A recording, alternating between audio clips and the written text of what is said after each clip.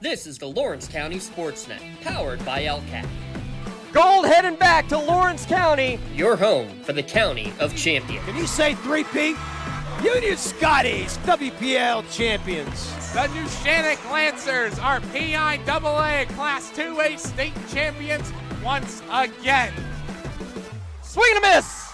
The Union Scotties. It's double gold for the County of Champions. Wilmington, your District 10 1A champ. Makes the catch. That will do it. Mohawk, back to back. Go celebrate. The top local athletes and the top sports moments all featured here, live or archived at lcsportsnet.com. There he is. Left corner for three. He's the now all-time leading scorer. Palmer McCain makes the catch. Somehow the adjustment, and he is going to take it to the house. Menses Monitis works through Rinson. Has a chance. Score! Off the tip of the glove of the first baseman, Benedict. Actually recovered. And did they get her? They did! Oh, he has wide open.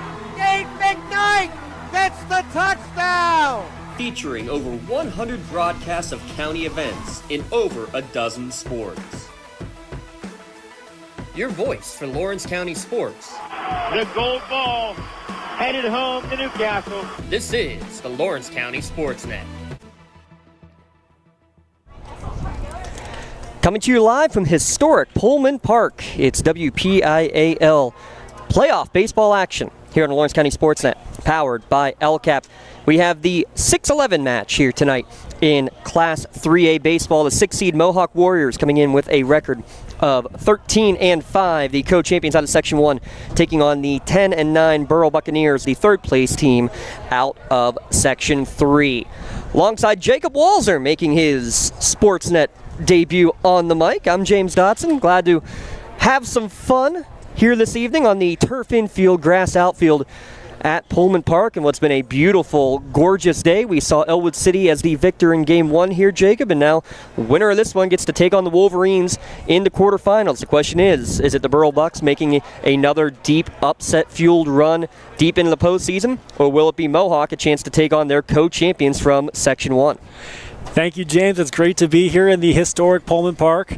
Either way, it could go really well, but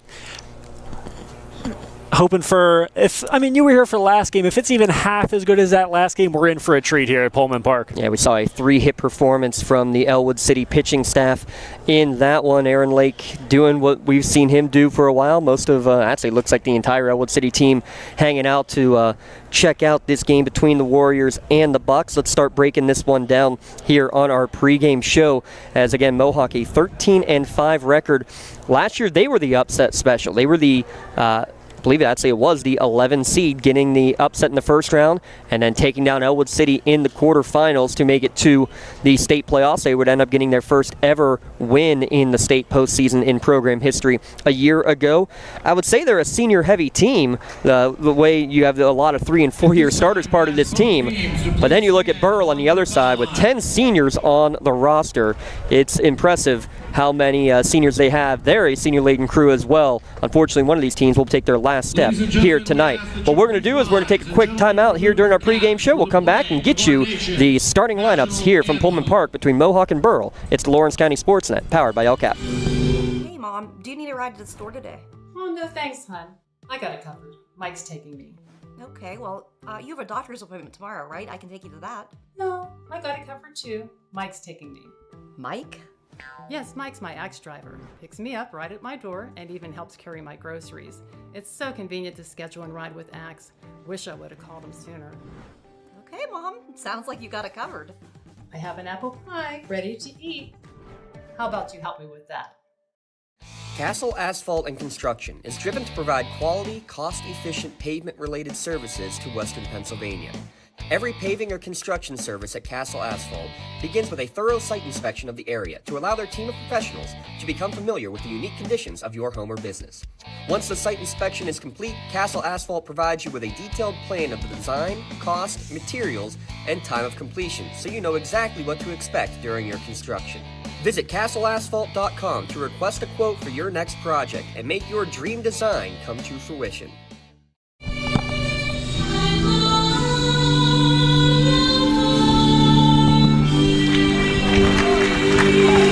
Your national anthem here from historic Pullman Park. Again, Mohawk versus Burrell in the 6-11 game. We were saying before the break, Jacob, what a senior-laden team. You were part of one of those a few years ago here in the county. Just what does it mean to have a group of 10 seniors on the Burrell side, getting a chance, and basically now every game could be your last? Just what's that mentality like when you have a brotherhood like that's been playing for so long together? I mean, it's tough to think about losing, but if you look back to my junior year when we had just 2 seniors and there was over 12 juniors, just being so heavy on all the seniors, just being there for them. And then the next year when you're a senior and there's 12 of you, it's just something great that you can go out there and play with your brothers and with your family like you have for the last 12 years growing up playing t-ball with them. And then being able to pass that on to the next group of underclassmen coming through just to show them what leadership's like and what it's like to be a family in a group. On the other side for Mohawk, I mean, it's not that they have 10 seniors on the roster, but they've had some very meaningful seniors, names that we've been hearing for a while. Vinny Pizzullo, who just set the program all-time hits record, obviously what he's meant to this baseball program. Talon Swanson, a 3-sport athlete, what he's done for this team. Briar Crawford, a 3-year starter as a pitcher, more on him in a moment. And Bobby Fadden, obviously the 5-sport athlete, going to be playing ball at the next level, and he's going to get the ball first here for Mohawk tonight. As we take a look, though, at the starting lineups, Crane Room Grill, make sure you check them out. Specials every night at the Crane Room. The starting batting order for the Burrell Buccaneers: Raiden Shirley is the shortstop, Trey Corey the center fielder, Braden Mill hitting third and pitching, Adam Sheftick is the first baseman, he is the cleanup hitter, Dylan Kleckner the catcher, Adam Wass the left fielder, Parker Logan the right fielder / DH. More on that in a moment as well. Ryan Wass, twin brother of Adam, bats 8th, and then Tanner Arndt, the second baseman, hits 9th for the Burrell Bucs under third-year head coach Jay Miller.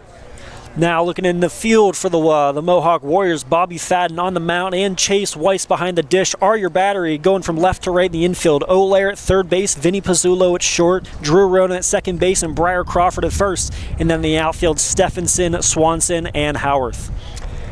That's thanks to Medor Bonner Law. Give a shout out to Medor Bonner Law and have the best defense behind you at MedorBonnerLaw.com. I got a chance to talk to 9th-year head coach Nick Mariano before the game today, and one of the things that was just very telling, first off, he's always the most calm demeanor coach that you'll probably ever see on a baseball diamond. And what's crazy to say is that his team, he didn't say they emulated it, but it kind of feels that way because he said nothing phases this team. And he said the tough way to put it is they've had a lot of big games, a lot of big wins. They've also had a lot of tough losses. Look at one this year. They lost after having a 4-run lead, gave it up in the bottom of the 7th inning against Riverside.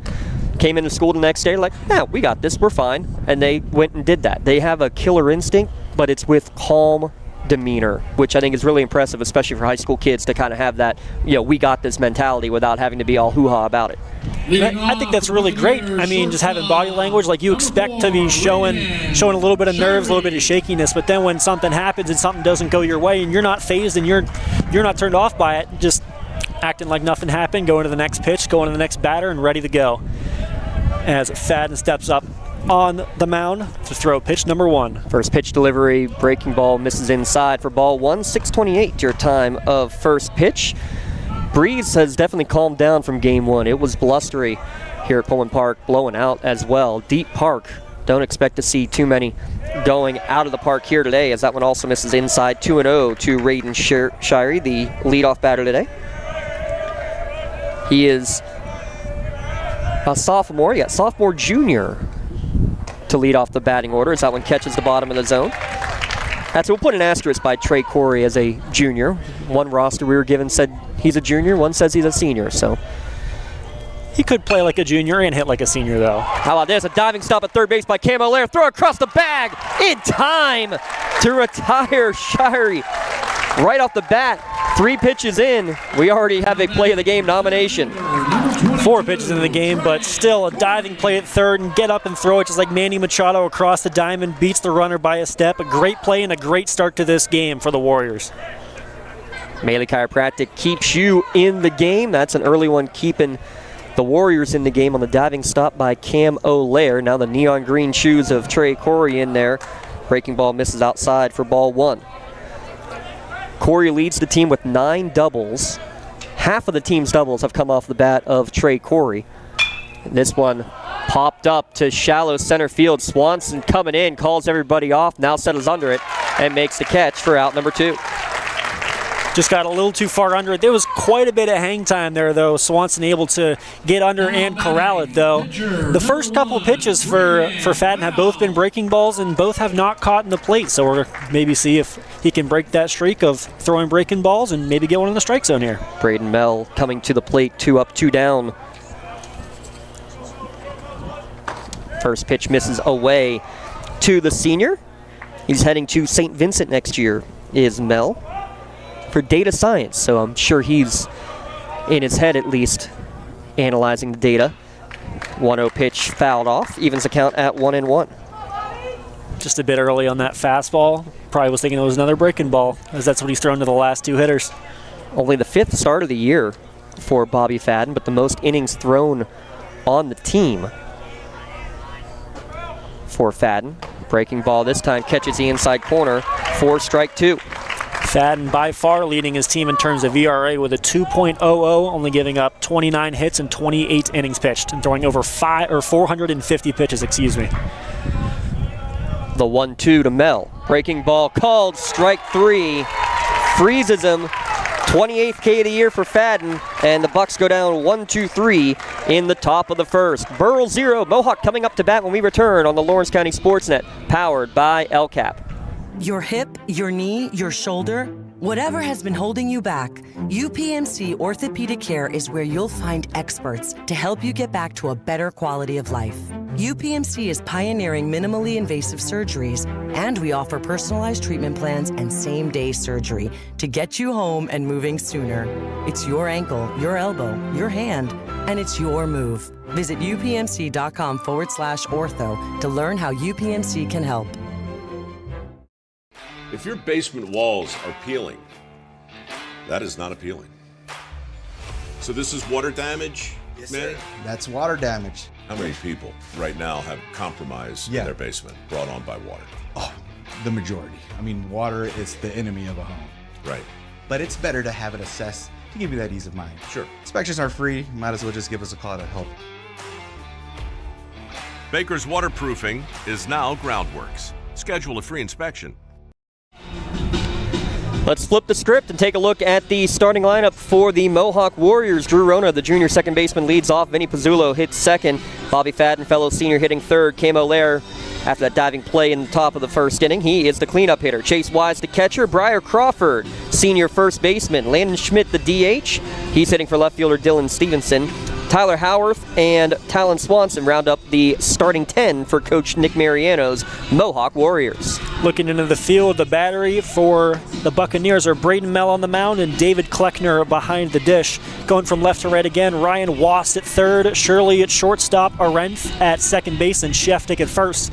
And then out to the outfield, Adam Wast, Corey out in center field, and Logat out in right for head coach Jay Miller in his second year for the Buccaneers. Coach Nick Mariano for Mohawk. Again, 9th year, 92 career wins in 8 seasons. The first year, or not his first year, but one of those years, excuse me, is where he did not, when the team did not have any season with the 2020 campaign. But how about this? To go 1-15 from year one, to then push yourself forward. The team ends up making a WPIAL championship game in 2022, and again last year winning a state playoff game for the first time in program history. This team and this program has just gone up in the last decade worth of time under the head coach of Nick Mariano. Just an unbelievable turnaround, going from 1-15 and just saying next year maybe get a few more wins, just tie a few more together, and all of a sudden turning around and going into a conference championship. He coaches first base. Mike Malley coaches at third. Seeing more and more of that across the area as well. As the first pitch in there for strike 1 to Drew Rona. Braden Mell 4-2 on the year. He has a 2.55 ERA. And he gets a foul ball out of play, quickly up 0-2. Mell missed a few games in the middle of the year in terms of playing on the mound, but the future St. Vincent product will be the first one on the bump tonight for Burrell. Drew Rona hitting .291 so far this year, leading in his team and at-bats with 55, looking to start things here for the Warriors. As Mell will step off. and regather. Again, winner will take on Elwood City as they defeated Ligonier Valley 3-0. This one, the 0-2 pitch, line drive over the second baseman's head for a lead-off single.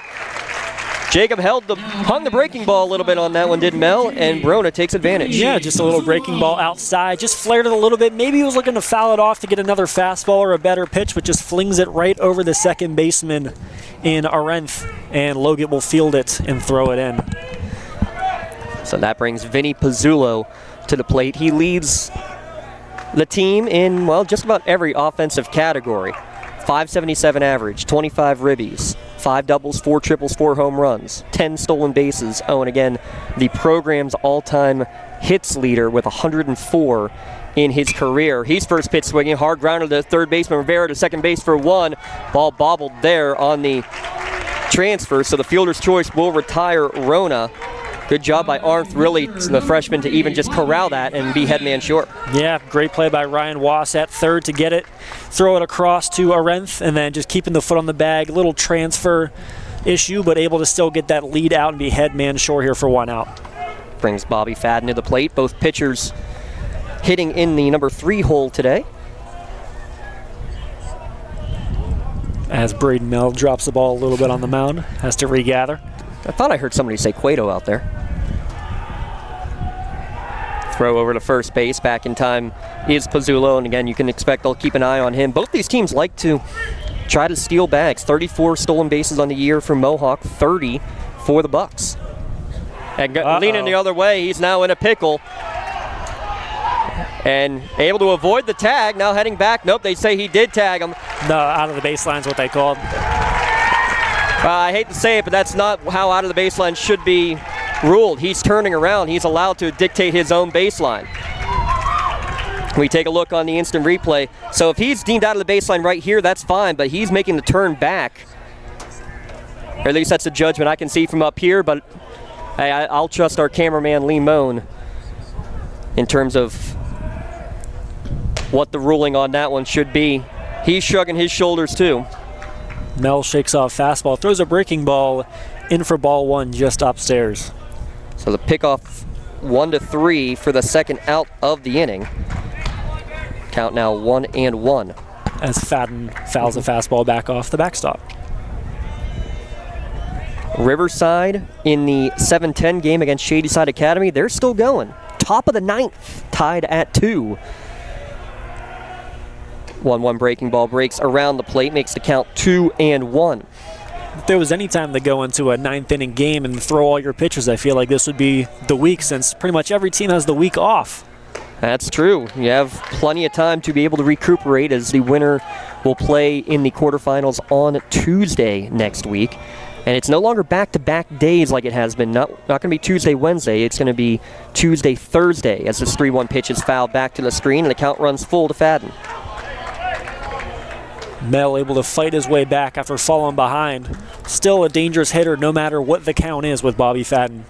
Hitting .347 on the year, and he's approaching, I think he's at 90 career hits, approximately. That breaking ball stays upstairs, 2-out walk drawn by Fadden. Now batting third baseman, number 8, Cam O'Lear. Cam O'Lear now to the plate with 2 down. O'Lear hitting .385 with a .423 slugging and .439 on-base percentage, having 13 hits, 5 RBIs, and 9 walks so far this season. Now this lineup top to bottom has been very consistent throughout the course of the year, and Coach Mariano has been able to adjust over the course of the year as well. For example, Talon Swanson led off for the first half of the year. Now he's the 9-hitter, turning the lineup over as that one's half swung on and fouled back into the refinery.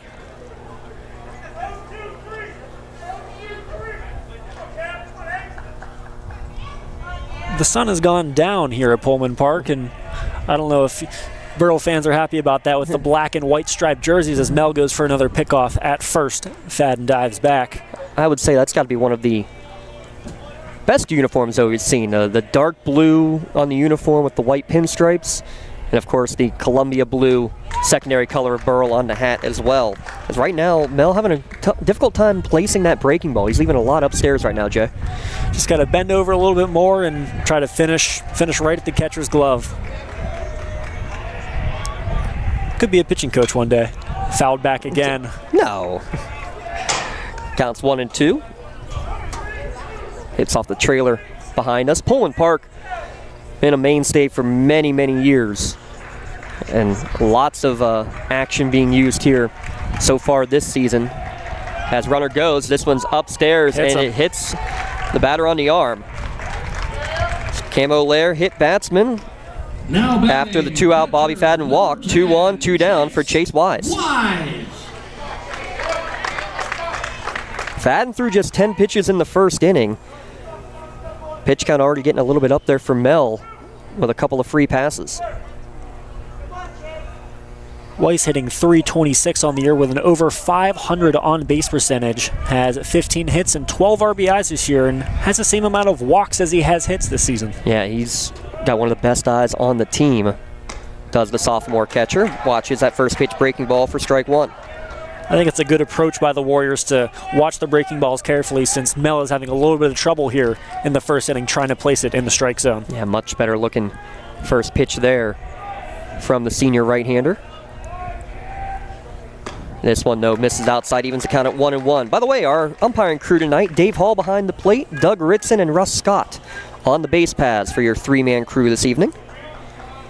You'll see three-man crew all throughout the playoffs and a four-man umpiring crew for the WPIAL Championship games after Memorial Day at EQT Park, formerly Wild Things Park. As that one breaks away. 2-1 now the count to Weiss. Man, changing that name from Wild Things Park. It used to be just, oh, wow, get to that championship game and go play at Wild Things Park, and now just it's not the same anymore. Yeah, I think most of us still know it and go by just straight up Wild Things Park. We all, I mean, it's like Acrisure. Acrissure's not Acrisure. 3-1 now the count, sitting pretty here will be Chase Weiss with two guys on base. Everything happened here with 2 outs. This one, ground ball towards third, taken on one hop by Rivera. He'll step on the bag to end the inning. A hit, a pickoff, a walk and a hit batsman, but 2 runners left stranded on the bag. Scoreless through 1 between Mohawk and Burrell on the Lawrence County SportsNet, powered by LCAP.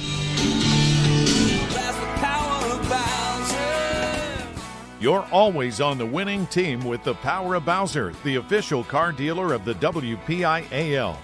Visit powerofbowser.com 24 hours a day, 7 days a week to find your perfect vehicle. Get the absolute best price and the best car buying experience around. See the full lineup at powerofbowser.com. Powerofbowser.com, where the power of Bowser is yours. At Penn West University, we're making college make sense again for people who maybe thought college wasn't the answer. We're making college practical with programs tied to in-demand jobs that prepare you for success right away. We're making college accessible by breaking down barriers and offering more choices. We're making college approachable with faculty who understand where you're coming from and help you get where you're going. At Penn West, we're making college valuable again for people just like you. Learn more at pennwest.edu. Heading to the top of the second inning, scoreless between Mohawk and Burrell. Jay, let's talk some keys to the game for these two squads here today, Mohawk and Burrell, with a trip to the quarterfinals on the line. What are some of the keys you want to see after going one time here, one inning for both of these squads? We'll start with Burrell. What's the biggest key, do you think, for them here in this contest? They gotta hit early on Bobby Fadden and early and often. They gotta get runners on base, and just like you said, both teams like to steal, but they gotta be smart on the bases, can't get picked off, take the most of their opportunities given to them.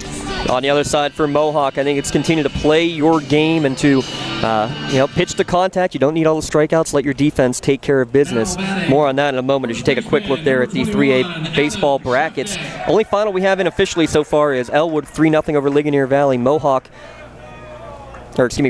2-2 against Shadyside Academy in the bottom of the 9th inning. We'll get you all those other score updates. The only game going on right now is Avonworth against Waynesburg. The rest of them have gone final or should be close to final. We'll get you all those score updates when we can over the course of the broadcast. As this first pitch breaking ball to Adam Sheftick in for strike one. Sheftick, Kleckner, and Adam Was due up here in the top of the second. Great breaking ball by Fadden there. Just starts right at the hitter and freezes him for strike one. That one stays upstairs, though, evens the count at 1-1. Fadden a lot here this first time through, Jay, pitching backwards, so to speak, as a lot of coaches will call it, using the breaking ball early in the count to set up a fastball later like he does in that one. Usually you see throwing backwards later on in the game, like the second or third time you see a hitter. But starting to mix it up early gives you the thought of, are you going to see a breaking ball first pitch or are you going to see a fastball first pitch? You never know what you're going to see from Bobby Fadden on the mound. Sheftick hitting .340 on the year, a couple of doubles. How about this? Burrell, no triples, no home runs as a team on the year. Just a lot of interesting stats from this Burrell team as Fadden winds and deals a breaking ball into the dirt. Count now 2-2. And as you said earlier, Trey Corey has half of the team's doubles. He has 9 and his team has 18 this season. But overall as a team, they're hitting .311 in the batter's box. A lot of station-to-station work for the Bucs over the course of the year. This one chopped towards third, going to be taken on 2 hops by O'Lair. Throw across the diamond in time for the first out of the inning. Great throw from across the diamond. I know you see the little knee sleeve on Brad Crawford at first base. Would you like to talk about that? Absolutely. Oh, he's going to be one of our impact players of the game because he is back, folks. Was cleared just a couple of days ago to be back in the field. He tore his ACL just a month ago. Tore his ACL in the game against Riverside in the walk-off win at home. Pitching, yeah, that's probably a no-go, but we saw him hit as a DH in senior night, and I remember thinking to myself, oh, that's a pretty cool thing to get your senior one last chance to just, hit for a game in a non-section game. Okay, cool. And then all of a sudden we see the lineup card, and he's not only in the lineup as a hitter, he's also playing the field, wearing the big brace with the torn ACL. Already scheduled for his surgery as this one is roped towards the left center gap. First hit of the game for the Burrell Bucs comes off the bat of David Kleckner. Stevenson able to get in front of it though, not let the ball go very far and close to the wall, keeps the runner at first base. A good job to cut it off, and I think we'll have our first courtesy runner of the game. We will. That is Nick Virag, the runner for the catcher. And as we say that, Riverside has walked off Shadyside Academy 3-2 in 9 innings. So the Panthers advance to the quarterfinals. Breaking ball misses away. First pitch to Adam Wass. Talking about those Panthers, they've had a very successful last couple seasons with one of their pitchers moving on from Duke to Virginia University. Of course, Christian Lucarelli. Yeah, and Zach Hare obviously doing what he's done the last few years, and that entire group was the Harvins. That's it, right? Yes, the Garvins. Garvin, that's right. Well, heard talk, honestly, both coaching staffs mentioning Riverside in pregame, just talks amongst themselves, saying that was one of the best high school teams that you will probably ever see, the way that team played their way to a state championship. How about this, back-to-back singles with 1 out. This time Adam Wass getting the base hit, 2 on, 1 down. Both to the left center gap, just thrown out, just threw the bat at it and ends up getting good contact on it, going out to left center field. Able to get 2 runners here early with 1 out for the Bucs. Now Parker Logan listed as the DH/right field. One of the newer developments in NFHS rules over the last couple of years.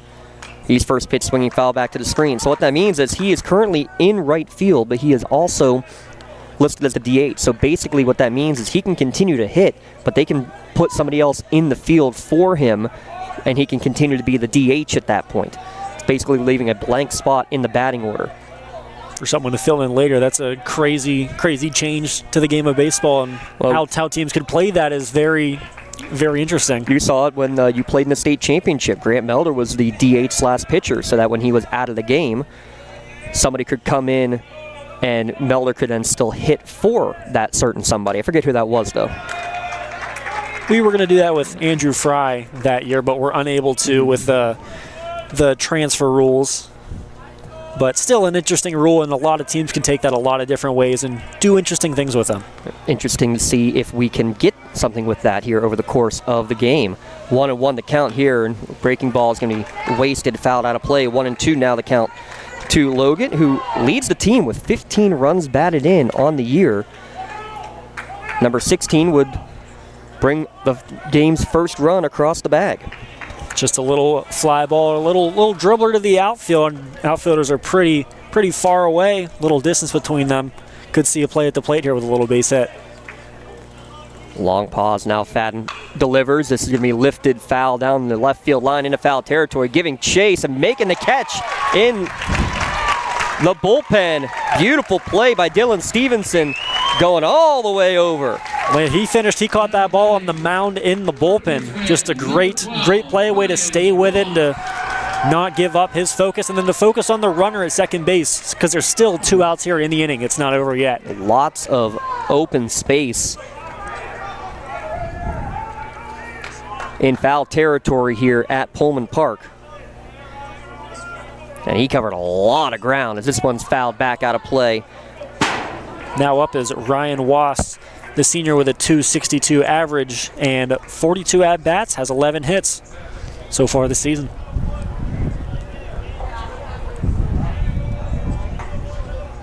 Standing in the on-deck circle, Tanner Arndt hoping for an opportunity as the freshman, as Wass chases that one upstairs, 0-2. The only freshman on the roster from what I've found.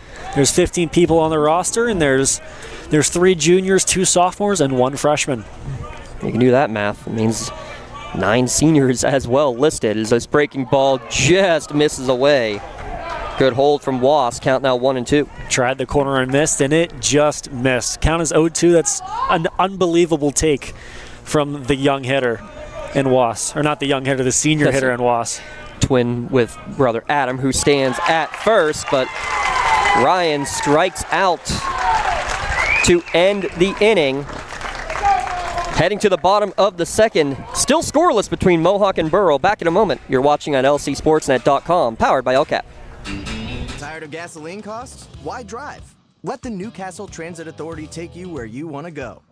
Serving the city of Newcastle and stops throughout Lawrence County, as well as weekday service to Pittsburgh. Public transportation just makes sense.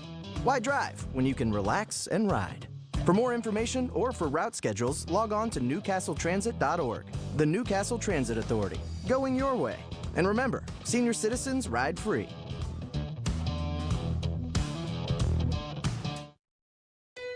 You can shop for pretty much anything online. Clothes, food, vacations, you name it, all without ever leaving the comfort of your couch. Finally, banking can be just that easy too.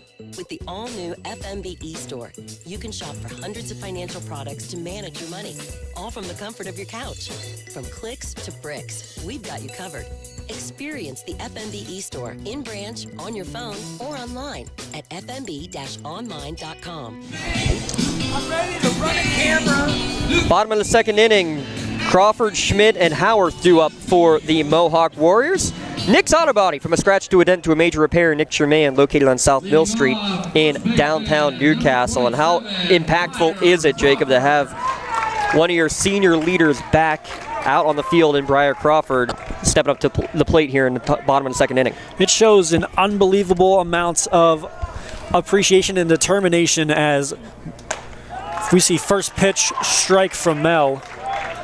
Just unbelievable determination. After a few days of finally being able to return, playing first base with a torn ACL, Mel moves quickly, gets strike 2 on a breaking ball swung on by Crawford. But just seeing that brace shows a lot of determination. Swing and a miss, gets a 3-pitch strikeout, does Mel. His first K of the game, 29th of the year. Really impressive, both of these pitchers, Jacob, the way that they have been effective in terms of the ratio. Now 29 Ks versus just 9 walks for Mel. Very similar, 29 versus 7 walks for Fadden. Throwing a lot of strikes, and if they put the ball in play, they put the ball in play. You got 7 fielders behind you. Mel works quickly, breaking ball, strike 1 in the outside corner. I think he finally found that breaking ball that he didn't have in the first inning. Yeah, he's definitely found that release point now as the 0-1 pitch coming to Schmidt. Upstairs, evens the count at 1-1. Good two-seamer breaking in on the hands of the hitter in Schmidt. 1-1 golf towards shallow center field, and making a diving catch is Trey Corey. Great catch by the senior. Unbelievable, he's the captain of the outfield out there of the junior that mixed up the class. You said senior, I said junior. Maybe a junior, but he plays like a senior. For sure, roaming out there in center field. Those neon lime green shoes coming in quickly, full extension to make the catch. And those are typically the toughest ones. The fly balls, line drives hit right at you. First pitch swinging Tyler Howarth down the right field line. Caught there by Lugat, and that is a 1-2-3 inning for Burrell in the bottom of the second. Scoreless through 2 innings. It's the 6-11 first round game in Class 3A baseball. It's the Lawrence County SportsNet, powered by LCAP. Attorneys Parada, Jones, and McCree are dedicated to giving their clients the best chance at a positive result. From personal injury, criminal and corporate law, real estate, municipal law, to wills and estates, their team will work with you through every step of the legal process. With Parada, Jones, and McCree, excellence is our guarantee.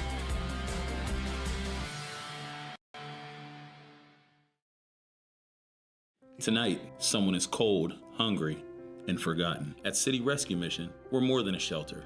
We're a bright beacon of light in our community, serving those in need to make our community stronger and healthier. We offer real help and real hope, and that hope is Jesus.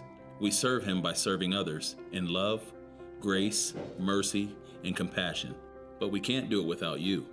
Be the reason someone's story is rewritten in Christ. Give today at cityrescuemission.org. Top of the third inning, scoreless here between the 6-seed Mohawk Warriors and the 11-seeded Burrell Bucs. 9-1-2 due up here for Burrell in the third inning, our Maley Chiropractic inning. Arenth, Shirey, and Corey up to bat for the Buccaneers. Freshman Tanner Arenth. Hitting from the left-handed batter's box. Multitude of lefty hitters on both of these teams. As that first pitch misses upstairs for ball 1. Mentioned Burrell used to be in a double-digit seed, making some noise. A couple years ago, they were the 14 seed, defeated Mount Pleasant in the first round, and then blanked Neshannock in the quarterfinals to get to the semis. This one, a leaping catch made at first base by Briar Crawford. Art didn't quite get all of it. Crawford, though, big body, full extension to get that catch. As he jumped, the Mohawk faithful all took a gasp, making sure he came down okay and threw the ball across the diamond. Big smile on his face. Oh, you notice he did land on that right leg, not the left. Still, though, hold your breath. You just got him back. You don't want to lose him again, just like that. I was nervous on the first play of the game when Raiden Shirey, who's now up to bat, hit the hard ground ball to third base because Crawford had to make a bit of a stretch at first to get the out on Camo Lair's play of the game nomination. Just big. It's a lot of players back in natural positions. That's now 2-0 the count to Shirey. Drew Roner played a little bit of first base over the course of the season. Just a lot of players playing multiple positions, which, Coach Miano has said for years that's been a big staple of his team, is that he can move guys to a lot of different spots on the field as necessary. Get a lot of different looks and different guys playing different positions. You lose a guy for a game, it's good to have someone that can move over, everybody can shift and play different positions. 3-0 right down Broadway makes the count 3-1 to Raiden Shirey. So Riverside, Elwood City, two of our local teams advancing in the 3A tournament today. This 3-1 pitch up the middle, taking on a couple of hops by Pozzullo on to first base for the second out of the inning. 6-3 for all you scorebook writers there, including you, James. How many scorebook writers do we still have of the youngsters out there? That's the question. There's a very select few. When I was working a few games at Westminster with Benjamin Kelly, the Canadian, he's still doing a scorebook. Didn't know they had scorebooks up in Canada. As long as you don't have to say it's a 6-3, eh? First pitch breaking ball in there for strike 1 to Trey Corey. Big shout out to graduate Ben Kelly there at Westminster. He helped us out with a few games during hockey and basketball season. Great stuff to work with him. Best of luck to him in his next avenue of life. That fastball catches the bottom of the zone, 0-2. Good fastball at the knees and good frame from Weiss to steal that strike. Count is now 0-2 here with 2 outs, and Fadden working quickly. Yeah, no challenge going on here. And a swing and a miss, 3-pitch strikeout to end the inning. A strikeout in all 3 innings now for Fadden, retiring the Bucs in order, 1, 2, 3. Still scoreless as we head to the bottom of the 3rd inning. It's Maley Minute time at lcsportsnet.com. So go ahead, Rob Nattel, let's start the clock. Take a look at what's going on in the softball world. On Thursday, we will have lots of softball playoff action coming your way. In Class 2A, we will have 5 seed Neshannock taking on Our Lady of the Sacred Heart. That is at 4 o'clock at North Allegheny. Yes, pray, Lee Moan, that the weather holds off for us long enough. The nightcap after that, Laurel, the 1 seed in Class 2A, taking on Shady Side Academy. Also have Riverside taking on Brentwood. That's the 7-10 matchup. That game at 5 o'clock on Thursday at West Mifflin. And Shenango is the 6th seed taking on Apollo Ridge. Same matchup we saw in baseball last night. Also at Seneca Valley, like the baseball game was. That is a 6:30 first pitch on Thursday as well.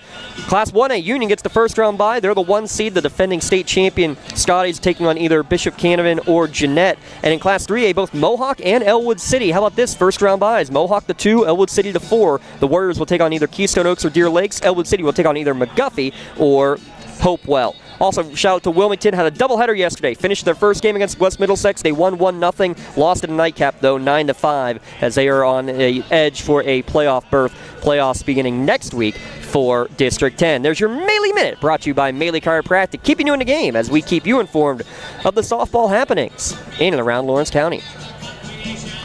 A lot of broadcasts coming up. Make sure you catch them all on Lawrence County Sports Network. We'll try and get as many games to you out as possible, even though you said they just moved the track and field at championships. Yeah, so this is going to make things interesting. They did it really well. I was very pleased at the so last year it was that the 4, 5, and 6A baseball or softball games are going on Wednesday, the same day as the track championships. So the upper classification kids was going to be tough to do both. We had that with the 1, 2, and 3A the past previous years in recent memory. They made it so there were no baseball games, no softball games on Wednesday, so everybody could go to the championships. Love it. Awesome. Well, and then they've moved it back 24 hours due to inclement weather coming in. So now that is not tomorrow, but on Thursday at Slippery Rock at 11. And as of now, all of the softball games still scheduled to go on as originally planned. As that pitch is fouled back to the screen, Talon Swanson now with a 1-1 count. 9-1-2 hitters, Swanson, Rona, and Pizzulo due up. But you love being able to get some of these athletes on the diamond a chance to go and run track or throw whatever apparatus that they throw. You couldn't do that in previous years. I'm glad WPIAL tried to make that happen this year. It's good to let athletes be athletes and kids be kids. And it's good that the WPIAL tried their best to make amends and have all these things happen, but sometimes weather does some unfortunate things and get in the way. As Mel winds and deals breaking ball upstairs, count is now 2-2 here with no outs. Swanson, only a 240 hitter, but almost a 500 on-base percentage because he leads the team 17 free passes on the year, but he swings through that breaking ball for strike 3. First out of the inning, second strikeout of the game on the bump for Braden Melt. 21, second baseman, Drew brings up the top of the order. Second baseman Drew Rona up to bat. Has the only hit so far for the Warriors. Yeah, led off the bottom of the first with a single. Was erased on a fielder's choice was Drew. Yesterday, Laurel in Class 2A baseball victorious, but Shenango falling victim to Apollo Ridge as that one's fisted and popped up down the third base line, caught there by Ryan Wass for the second out of the inning. 2 quick outs. Mel's working very quickly and efficiently for the Buccaneers. Now batting number 14, brings up Vinny Pizzulo, the shortstop. Pizzulo, the future Cal U baseball player. Loved watching him over the last 4 years on the diamond. Also a big part of the basketball team the last couple of years. First pitch swinging again. High chopper to short. And a good throw from Shirey just in the nick of time to retire Pizzulo and end another 1-2-3 inning. Back-to-back 7-pitch innings thrown by Braden Mel. Scoreless through 3 innings. It's the Lawrence County SportsNet powered by LCAP. Tonight, someone is cold, hungry, and forgotten. At City Rescue Mission, we're more than a shelter. We're a bright beacon of light in our community, serving those in need to make our community stronger and healthier. We offer real help and real hope, and that hope is Jesus. We serve him by serving others in love, grace, mercy, and compassion. But we can't do it without you. Be the reason someone's story is rewritten in Christ. Give today at cityrescuemission.org. When it comes to protecting those you love, the businesses you've built, or the things you've earned, you need someone you can trust. Who better to protect your interests than a local insurance agent? Pontius Insurance is a team of local agents helping local residents in Lawrence County and surrounding areas, specializing in auto, home, business, and life insurance. Come see Dan Pontius, Jessica Dix, and Tracy Giddings, and the rest of the team at Pontius Insurance, and receive the personalized service you deserve. 3, 4, and 5 hitters are due up for the Burrell Buccaneers. Both pitchers are in a pitcher's duel right now, currently in the top of the 4th inning. Can get you a score update here in a moment. Is basically the bottom half of the bracket is going to be all figured out, and we're going to have some interesting updates coming your way here in a second. Braden Mell leading off the inning for the Buccaneers, hitting .391, 18 hits on the year, looking to get things going for the Buccaneers early. Yeah, 3-4-5, best chance in the heart of your lineup. As that first pitch misses inside, nearly hits Braden Mell. Number 1, Braden Mell. But Mell, especially the way he has calmed down, 3 base runners in the bottom of the first inning, has not allowed one since, trying to help himself here as it's lifted towards shallow right field down the line, giving chase and not going to be able to get there in time. Rona in foul territory, just a couple of steps short.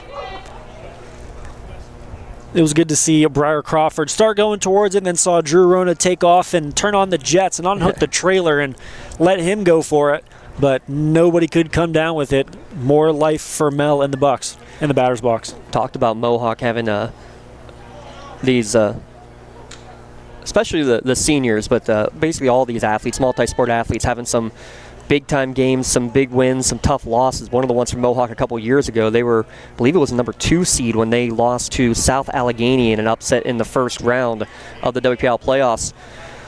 Well, from the Department of Redundancy Department, South Allegheny has done it again. The 15-seed Gladiators defeat 2-seeded Seton LaSalle by a 1-0 scoreline.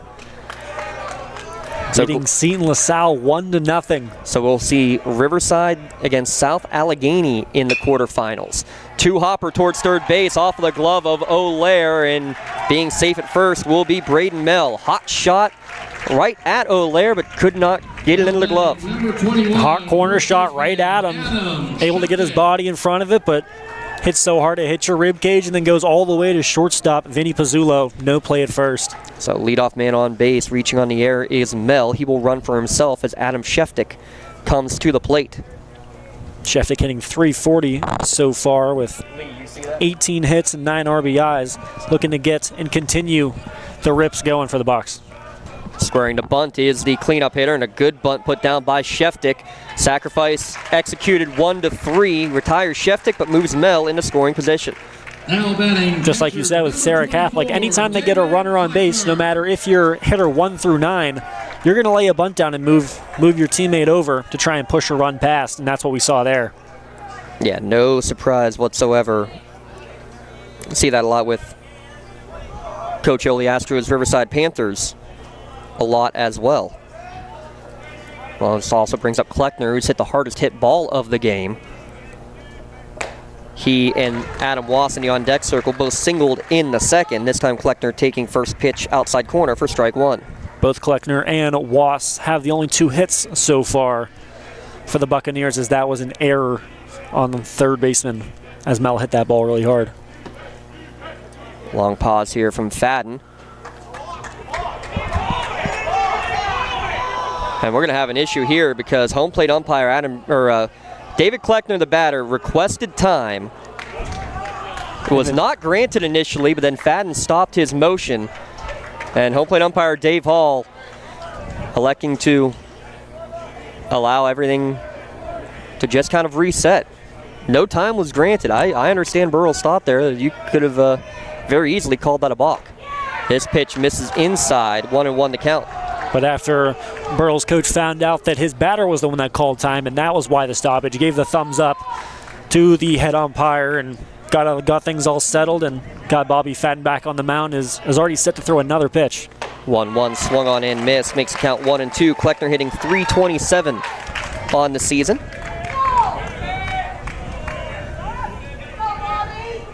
Having 16 hits and all of them being singles, but getting on base is getting on base, and you're never going to complain about that. Yeah, you're 3 and 5 hitters in the lineup with no extra base hits on the year. Beautiful breaking ball there, gets Kleckner swinging for the strikeout. Big strikeout there with a runner in scoring position. 2 outs now for the Warriors. Play it first and ignore the runner on second. Adam Wass single in his first at-bat.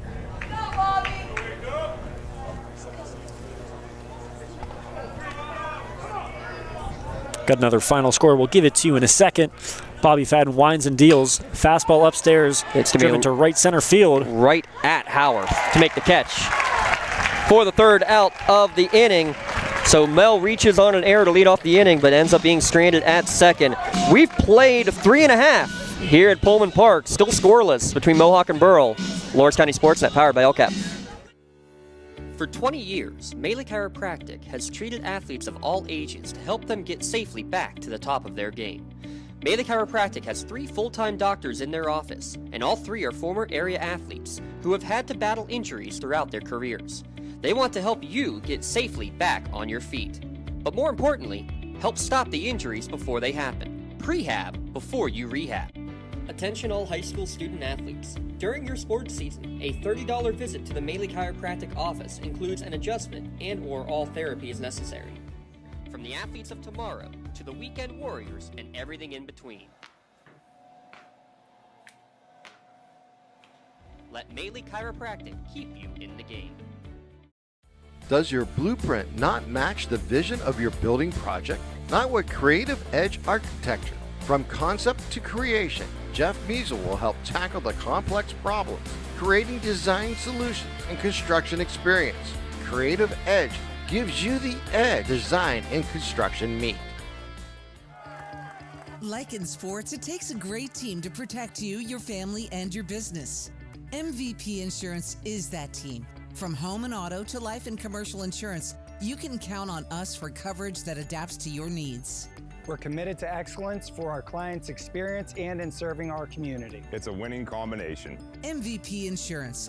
Don't get left on the sidelines. Log on to mvpins.com or call today to get your free quote. 3, 4, 5 hitters due up in the bottom of the 4th inning now for Mohawk. Jacob Walzer alongside. I'm James Dotson. Jacob is hitting the second time through the order as a pitcher. What is it you're thinking in terms of the X's and O's, especially when you're going through the heart of the lineup now that they've seen you once already on the bump tonight? You got to mix up your looks even more than you did before. You see a lot of fastballs the first time. Maybe mix in a few breaking balls. Also mix up locations. You see a lot of inside pitches to a lefty. Maybe switch it up. Throw a little bit outside. Just give different looks. Can't give everybody the same look, or they're gonna figure you out and barrel up a few baseballs. And you don't want that here at Pullman Park. Yeah, so far neither team really able to figure out the opposition's pitcher on the mound, especially here the way Braden Mel has been throwing. Threw 19 pitches in the first inning, 7 in the second, 7 in the third. First pitch breaking ball misses here to Fadden, though, leading off the 4th inning. Swing and a miss to even the count at 1-1. Fadden hitting .347 coming into this game with a .633 slugging. Obviously looking to get things going as the Warriors are struggling to get hits currently. Time called by home plate umpire. Yeah, I think there was a mix-up in the signs. I think the catcher, Kleckner, requested timeouts. That's twice. Once hitting and now once behind the dish as that one's fouled back and out of play. 3A, 5A baseball first-round games going on today. Class 6A will join next Tuesday in the quarterfinals. 1A, 2A, and 4A baseball first-round games all yesterday. And their quarterfinal games playing on Monday next week. This one's lined towards right field, but right at Parker Logan for the first out of the inning. Real unfortunate. Burrell on the ball just goes right at the right field. And as you said earlier, Elwood City was sticking around, maybe taking a little scouting report on who they're going to be playing. So far, they haven't seen much. Just a lot of great baseball, not much to prepare for, as they're still sitting here in the stands enjoying the nice day and the beautiful Pullman Park. Yeah, a couple of hits in the second inning for Burrell. A leadoff hit for the first batter of the game for Mohawk, but nothing since, as that first pitch from O'Leary is fouled off. In fact, that is now 8 straight retired now by Braden Mell. O'Leary hit by a pitch in his first plate appearance. Watches breaking ball for strike 2. Yesterday, Class 1A, Jefferson Morgan defeating Union 6-2.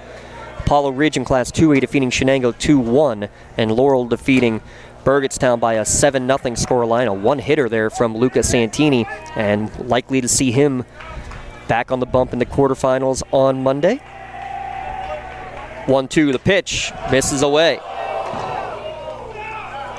Check down at first, and Doug Ritson says no. O'Leary held up. I wouldn't say he just said it. He was pretty emphatic with it, screaming no. Yeah, the instant replay very emphatically agrees with Mr. Ritson. Mel takes his hat off and gets set up back on the mound. Thinking he had strike 3 there, was walking around the mound a little bit. Comes right back in. This one flared towards right down the line, and it's going to fall in for a 1-out single. Wide turn there taken, and now retreating back to the bag is O'Leary. And I like what Mel did there. He took an extra breath, took an extra second. You're in control out there, and he really threw a good pitch. Just a good piece of hitting from O'Leary. Sucked the bat out there and got the hit. Yeah, slapped it down the right field line. Now O'Leary is on first, and the Mohawk Warriors have some business on the base pads. That's our first base runner since O'Leary was hit by a pitch in the first.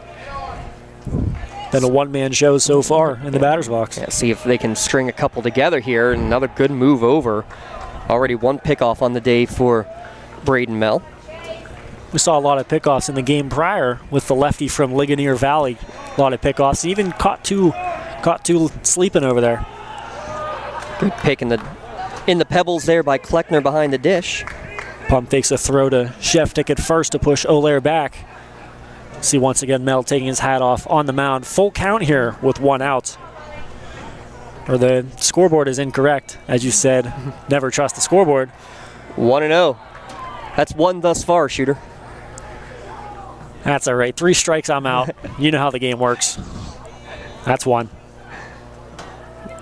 Another pickoff attempt from Mel. Back safely was O'Leary. Another one downstairs. 2-0. Here the count. Pullman Park, 347 down the left field line. Takes a huge poke. 385 to left center and 425 to dead center field. Bit of a short porch down the right field line. Just 325 if you put it right down right field. Still a very big field compared to high schools. This one's fouled directly over top of us. Yeah, home of the Butler Blue Sox for many years. Obviously hosting lots of games here. Hosting the 3D Barons for a few games every year. Yeah, home of the Butler Blue Sox, played in the Prospect League, and the park is known for hosting lots of events, including high school playoff games, the American Legion Baseball League, concerts and community events, and even occasional celebrity charity games, which is good to see. So you're telling me the Bananas might make their way up here someday? They could, but they'd easily fill out the stadium and sell out when they could go somewhere a lot bigger. You'd have people camping on the ceilings and roads up ahead and down the street. Famous games in Lawrence County baseball lore played here at Pullman Park, as that one catches the outside corner and make the count full. The one that comes to my mind, 2018, Newcastle, after winning their first ever state playoff game, coach is ejected in the next game here at Pullman Park.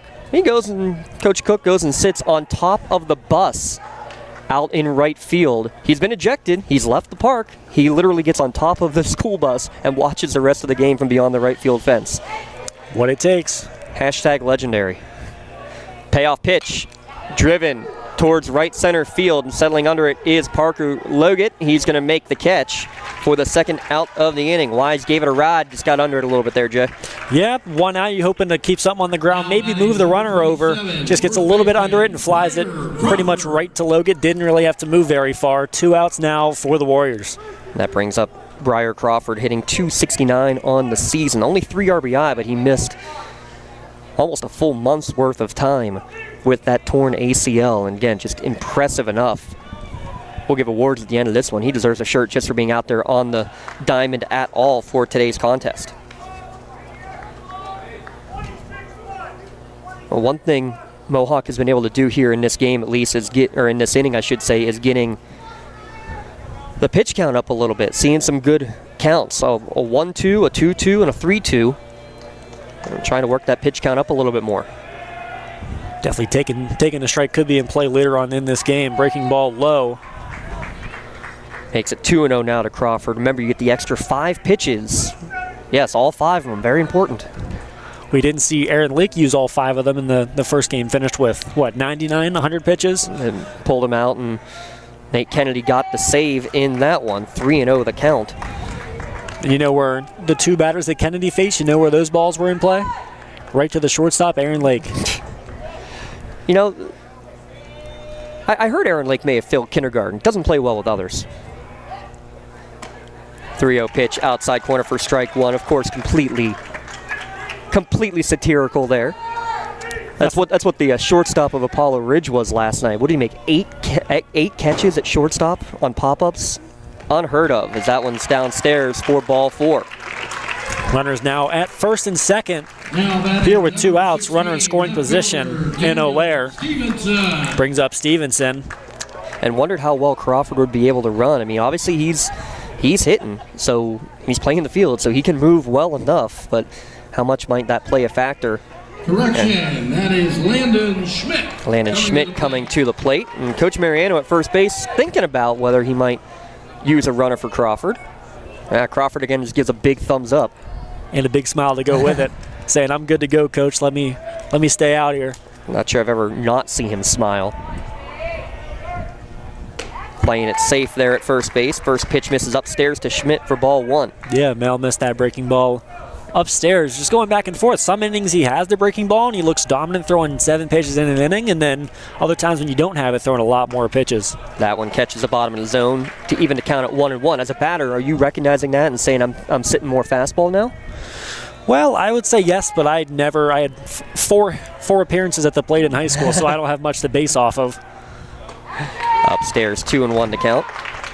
Did have 3 hits though. I was going to say career average of 750.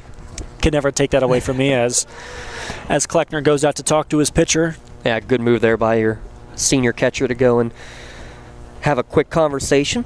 I believe O'Lear was maybe trying to pick a little sign there, so make sure you're on the same page. Yeah, nothing wrong with going to double check. Rather be safe than sorry. UPMC Orthopedic Care is Lawrence and Mercer County's local choice for sports medicine services. You can make an appointment at any of their 4 Lawrence County locations at 724-983-7000. Mel back on the bump. 2-1 pitch down the knees for strike 2. Good changeup. Count is now 2-2 here with 2 outs. Could see a double hit and run. Could see a lot of things. What tricks does Mohawk have up their sleeve? 2-2 fisted popped up on the left side of the infield. Kind of no man's land. Huge collision. Mel never heard anybody called off, so he goes and takes charge. When he's not. Basically took off Shirey. Almost clotheslined him, but a good job of Mel to hold on to it. And then pick up his teammate afterwards. Yeah, big collective sigh of relief for Burrell, not only for the ball being caught, but for everybody coming up healthy out of that play as well. Keeps the game scoreless through 4 innings between Mohawk and Burrell. Class 3A first round action. LC SportsNet, powered by LCAP. Congratulations to our April LCAP Team of the Month. The Lawrence County SportsNet is proud to honor Laurel Girls Track and Field as the LCAP Team of the Month after winning their semifinal meet and reaching the WPIAL Championship. Congratulations to Coach Heather McKissick and the Lady Spartans Track and Field Team, our LCAP Team of the Month. Works in Progress Painting wishes a successful and satisfying season to all the Lawrence County sports teams and athletes. Work hard and bring honor to your team, school, and family in how you play. Joe Wright and his family have been providing painting, window cleaning, and other property services for business and homeowners in the Lawrence County area for over 10 years. Their goal on every project is to provide a meaningful service that honors their customer, God, and their family, and to have fun while doing it. Works in Progress is now booking interior painting projects for both residential and commercial projects. Call Joe today at 724-714-4294 to discuss your next project. Top of the fifth inning coming your way. We were talking during the break there, Jacob. Typically ball and play, pitcher's going to get out of the way on one of those pop-ups, but really a good job by Mel recognizing that he might be the only one who can get to that little semi-pop-up. Yeah, and still make the play. I don't know if he really called it. I didn't hear it over all the fans yelling, but ended up making the play and then picking his teammate up that he knocked down afterwards. There will be no Chumbawamba references here on this one. 7, 8, 9 hitters due up this first pitch swing, and this is going to be blooped into shallow left field, or shallow right center field, for the leadoff single. As that one just again kind of found no man's land in between in a Bermuda Triangle. Yeah, fastball upstairs, just throws the bat at it, put the bat on the ball, and good things will happen. Just lifts right into the Bermuda Triangle, as you just said, and gets a hit going for Burrell and the Buccaneers here. That'll bring up Ryan Wass.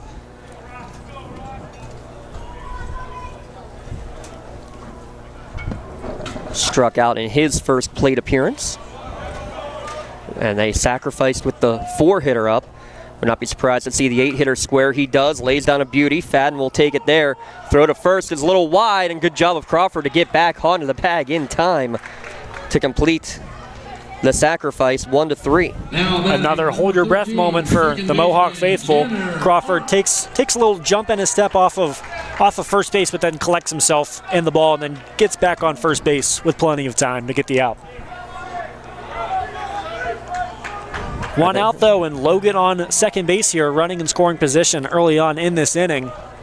See if Burrell can put a run up on the board amongst all those zeros. Tanner Arndt hit one hard the first time. Another line drive taken. Actually, it's going to short hop past the second baseman Rona in the shallow center field. Runner will advance to third base as Logan had to wait and hold. Really unfortunate. Yeah. Rona tried to make the hero pick and then run down the runner at second base and Logan, but then ended up not making the complete stop there with the ball. Slowly trickles into right center field, and Logan moves on to third base. Runners at the corners now for Burrell. Yeah, sinking liner, and looked like he was going to have a chance to get it in the air, and then, as you said, kind of had to try to pick at it and could not do so. So E4, second error of the game. Runners on the corners, one down, and the top of the order up, and Raiden Shirey. Hitting almost 350, squaring the bunt here. Showing early in the 31 move, and he throws it immediately, and you would have had a chance maybe as the runner from first base, Arndt, was making his way towards second. Shirey didn't pull back the bunt at all. I was thinking maybe you could see a slash. But that's basically what you're taught as a pitcher. If you see that bunt signal, either do a step-off move, or in that case, a 31 move. Does square to bunt again. Runner goes to second. Throw down. Going to be cut off by Pizzulo. So give a stolen base, the second of the year for Tanner Arndt. Now 2 ducks on the pond with one down here in the top of the fifth inning.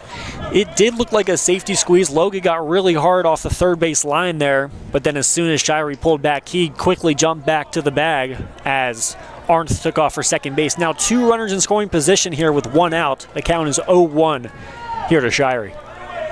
Couple of ground outs as the infield moving in to cut off the run at the plate for the Warriors. Ground ball right back through the box. 1 run will score. Rounding third, heading to the plate is Arndt, and the throw will be cut off.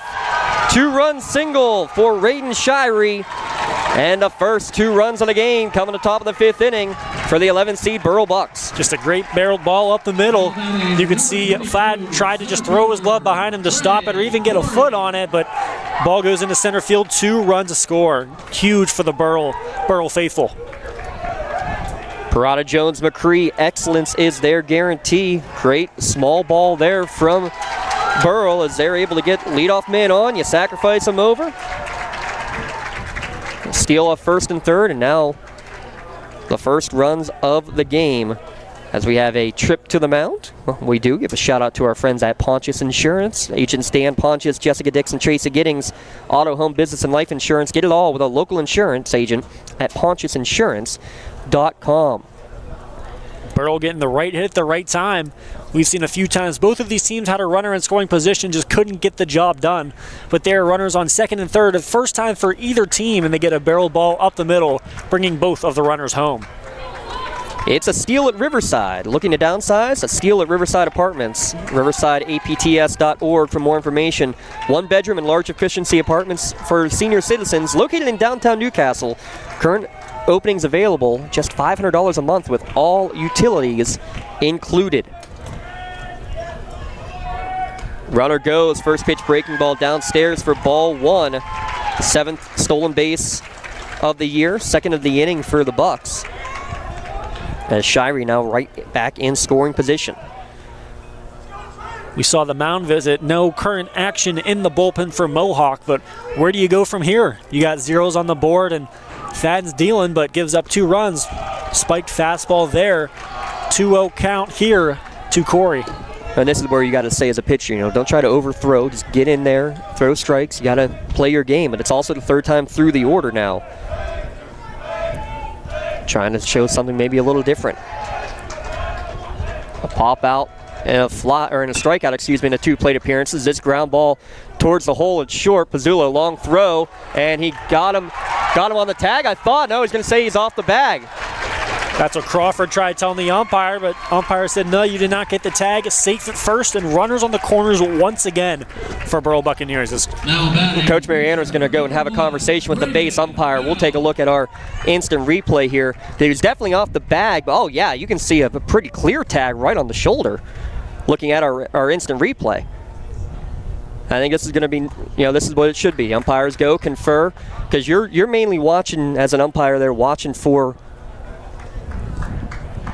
whether the foot stays on the bag, and maybe can have a little bit of assistance from the other umpires of whether you have a clear tag being made. And again, from there, it looks pretty clear on ours, and yes, they get it correct on the tag. Good piece of officiating to come together and make sure that the call is correct.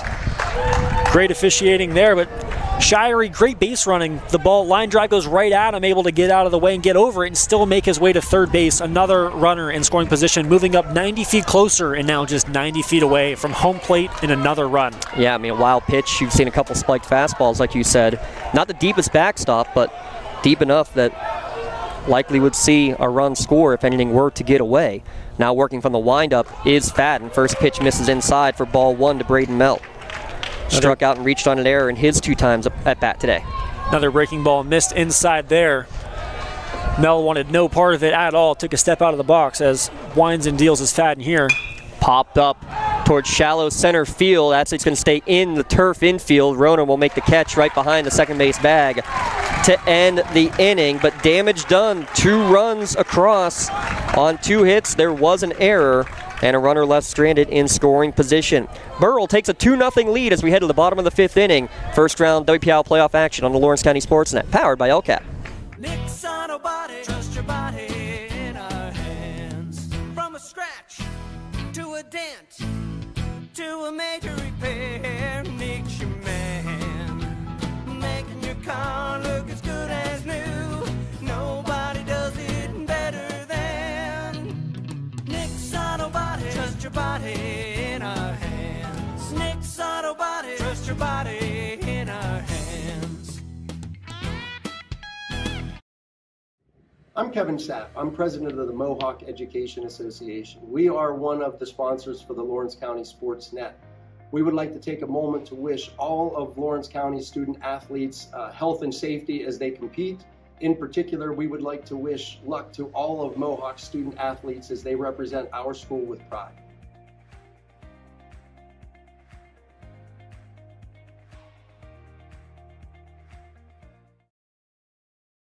I love what I do because coming in every day is different. How can you not enjoy these kids coming up and hugging you and giving you these great smiles all throughout the day? You guys ready? Seeing the progress that our kids make every single day is one of the reasons I love coming to school. What should we do? We have fun. LCAP Early Learning Centers is hiring. Help empower young minds in Lawrence County and become a superhero today. Apply at lcap.org. Lawrence County SportsNet is proud to honor Neshannock's Kaylee Kubelis as the April Red Zone Female Athlete of the Month after setting the school records in the 200-meter and 400-meter dash at the MAC Championships. LC SportsNet is also proud to honor Neshannock's Anthony Aiken as the April Male Athlete of the Month.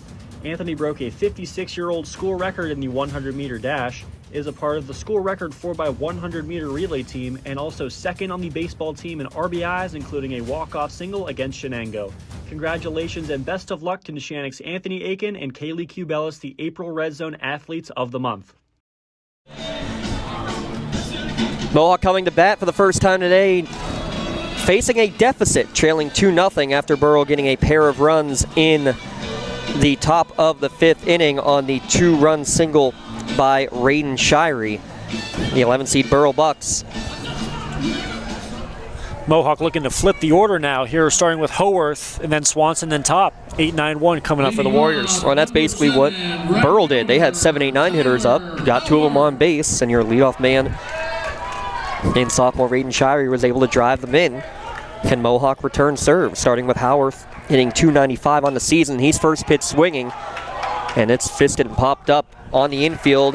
Arndt at second base makes a catch for the first out of the inning. A lot of first pitch swings from both these teams. That last inning, Burrell sent 6 batters at a plate, Jay. Only 10 pitches thrown, though, in the inning from Fadden. Through 5 innings pitched, Fadden has 58 pitches thrown, and that was only the 59th pitch for Mel on the mound, so both pitchers very well could go the distance. As Mel winds and deals, breaking ball in for strike 1, taken by Swanson. Trying to flip the order, get the bats rolling for the Warriors. Push back and can't put up another 0. Mel winds and deals. Fastball upstairs, strike 2. Swanson hitting .240 on the season. Mel's had a couple of 7-pitch innings. He also has a 19-pitch, and last inning was a 25-pitch inning. It was a good job in that inning, I thought, of Mohawk working good counts and working good at bats. Now trying to extend this inning a little bit. The 1-2 to Talon Swanson, popped foul and out of play.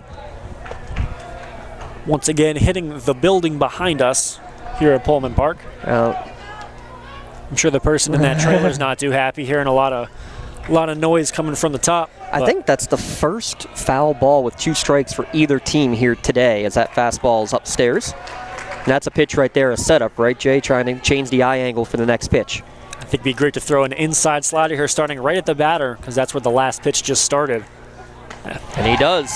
Inside breaking ball, breaks off of the plate for strike 3, just the 3rd K of the game. Second time Swanson has gone down on the breaking ball. Good slider or sweeper. We can't really tell from up here, but it's a breaking ball and got him a strikeout. Now there's 2 outs here in the inning.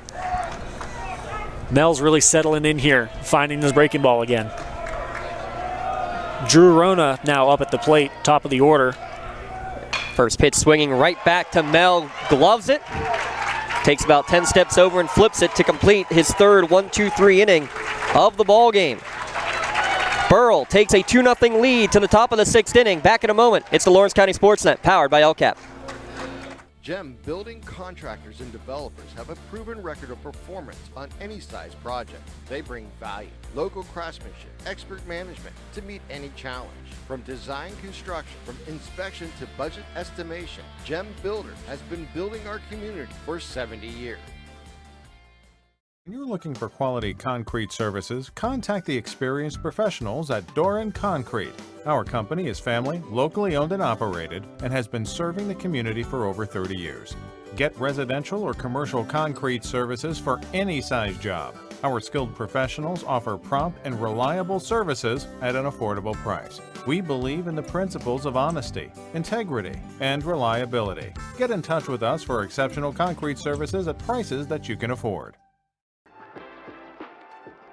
They are really the ones who are on the ground and know what their students need better than anyone else. They protect the fairness and rules of high school sports. They're here to look out for us. They're here to look out for what we love to do.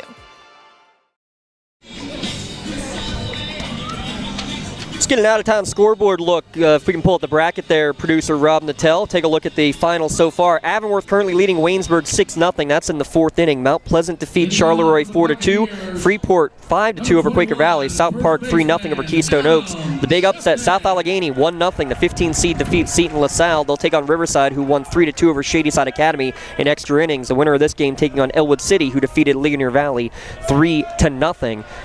Burrell leading Mohawk 2-0 here as we go to the top of the 6th inning. 4, 5, 6 hitters due up for the Burrell Bucs. Adam Sheftick watches the first pitch outside for ball 1. Bobby Fadden still dealing on the mound.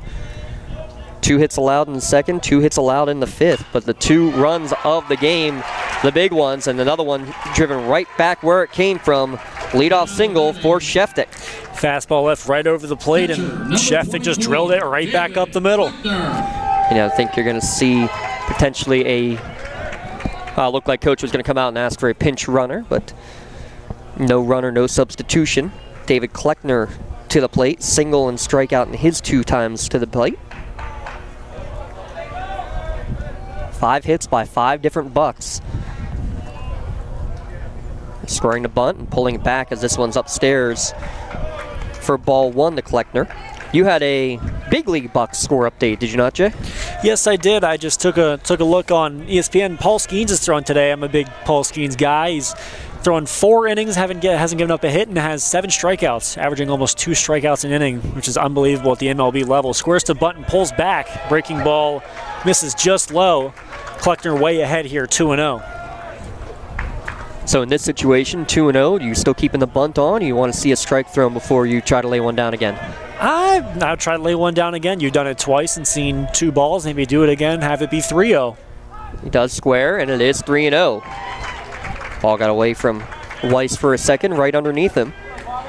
By the way, Pirates were leading 1-0 over Rockies, I believe. Is that right?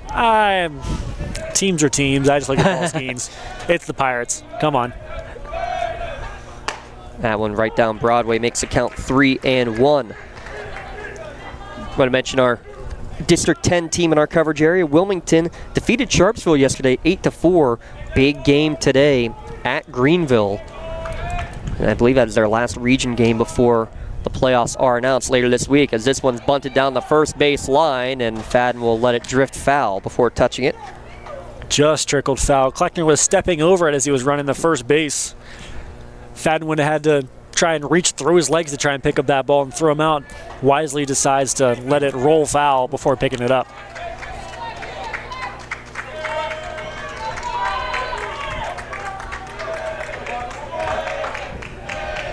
Full count now to Kleckner. The Burrell bench now getting loud, cheering on Kleckner. Payoff pitch, swing and a miss. Big strikeout for Fadden. 5th of the game, 2nd time Kleckner has gone down on strikes. Big fastball upstairs. Gets Kleckner to chase. I believe it would have been a strike on the pitch anyways, but too close to take with 2 strikes regardless. 1 out here in the top of the 6th. Fadden gets set and deals. Breaking ball off the end of the bat there for Adam Wass. He's hitting .259 on the season, 1 for 2 today. Is the left fielder. Now, we had to deal with, well, not twins, not triplets, they were quadruplets, but 3 on the same team a few years ago, and you're playing my coaching days, as that one catches the bottom of the zone for strike 2. At one point, the only way we could keep them straight, we had to say Luke in left, Rob in right. And that's what we did. Had Luke in left field, Rob at right, and just put jackets short. And wouldn't you know, there were a few varsity games where that was the defensive lineup. Very many of the varsity games, that was the lineup. As Fadden takes a step off and looks at Sheftick, the runner at first. A couple of stolen bases on the year for Sheftick. Burrell has 2 stolen bases here today. Elwood City hanging out in the all blonde. They went with the dyed hair look again. And it worked out perfectly. Earlier they won 3-0 over Ligonier Valley. Fouled straight back over our heads. Count is still 0-2 here with 1 out. And that is the first fouled off 2-strike pitch by my count for Burrell here in today's game. That's one thing I've noticed, softball especially. A lot of those 2-strike foul-offs, wasted pitches. A lot more compared to the baseball diamond. As this one's drilled towards center field, but right at Talon Swanson. Barely has to move. Maybe a step to his glove hand side, and that's it for the second half of the inning. Just a great piece of hitting on a fastball outside. Just hits it right at Swanson. 2 outs here. Plays at first and second if you're a Warrior fan. Parker Logan led off the 5th with a single and scored the first run of the game on that 2-run single from Raiden Shirey in the 5th. Now comes to bat with 2 down here in the top of the 6th. Fastball misses outside for ball 1. The 2-seamer running away from Logan. Coming up after the game, we will announce an MVP Insurance MVP of the game. Breaking ball downstairs makes the count 2-0. MVP Insurance, where they coach clients to better prices and better coverage. Zelienople and New Springfield, Ohio locations. MVP Insurance, call MVP for the win. As this one's lifted towards left field, Dylan Stevenson will settle under it and make the catch for the 3rd out of the inning. Leadoff single, but no further for the Bucs, though the Buccaneers do lead 2-0 as we head to the bottom of the 6th inning. First round action on WPIAL Class 3A baseball. It's the Lawrence County SportsNet, powered by LCAP. At Medore Bonner Law, we're more than just attorneys. We're your community partners. With a combined experience that spans decades, attorneys Jason Medore, Michael Bonner, and Greg Rossitelli are your trusted advisors for all legal matters. From personal injury to estate planning, business law to family disputes, we are here to guide you through every step of the legal process. Our full-service, community-based approach ensures that you're not just a client, but a valued member of our family. Give us a call or visit us online at MedoreBonnerLaw.com for more information. Whether you're hosting a big party, it's family dinner night, or you just need a place to go and watch the big game, the Crane Room Grill is the place to be. Need that something special for your upcoming event? Ask about the CR Brewing Company's custom brewing options to give your big day that personalized touch that your guests will never forget. Visit craneroom.com to see their full menu, or call in your takeout order now at 724-656-1553. The Crane Room Grill and CR Brewing Company, a winning combination. Luxembourg, Garbutt, Kelly, and George have been Lawrence County's attorneys for over 90 years. Get the home team advantage with their law firm of AV-rated attorneys and super lawyers at lgkg.com. Mohawk, the home team, as it is all throughout the WPIAL playoffs. The better seeded team gets the hammer and gets to bat last, and that might prove to be big here, chasing a couple of runs in the bottom of the 6th inning. 2-3-4, the due up for the Warriors, with Pizzulo, Fadden, and Olaire. First pitch misses upstairs to Pizzulo for ball 1.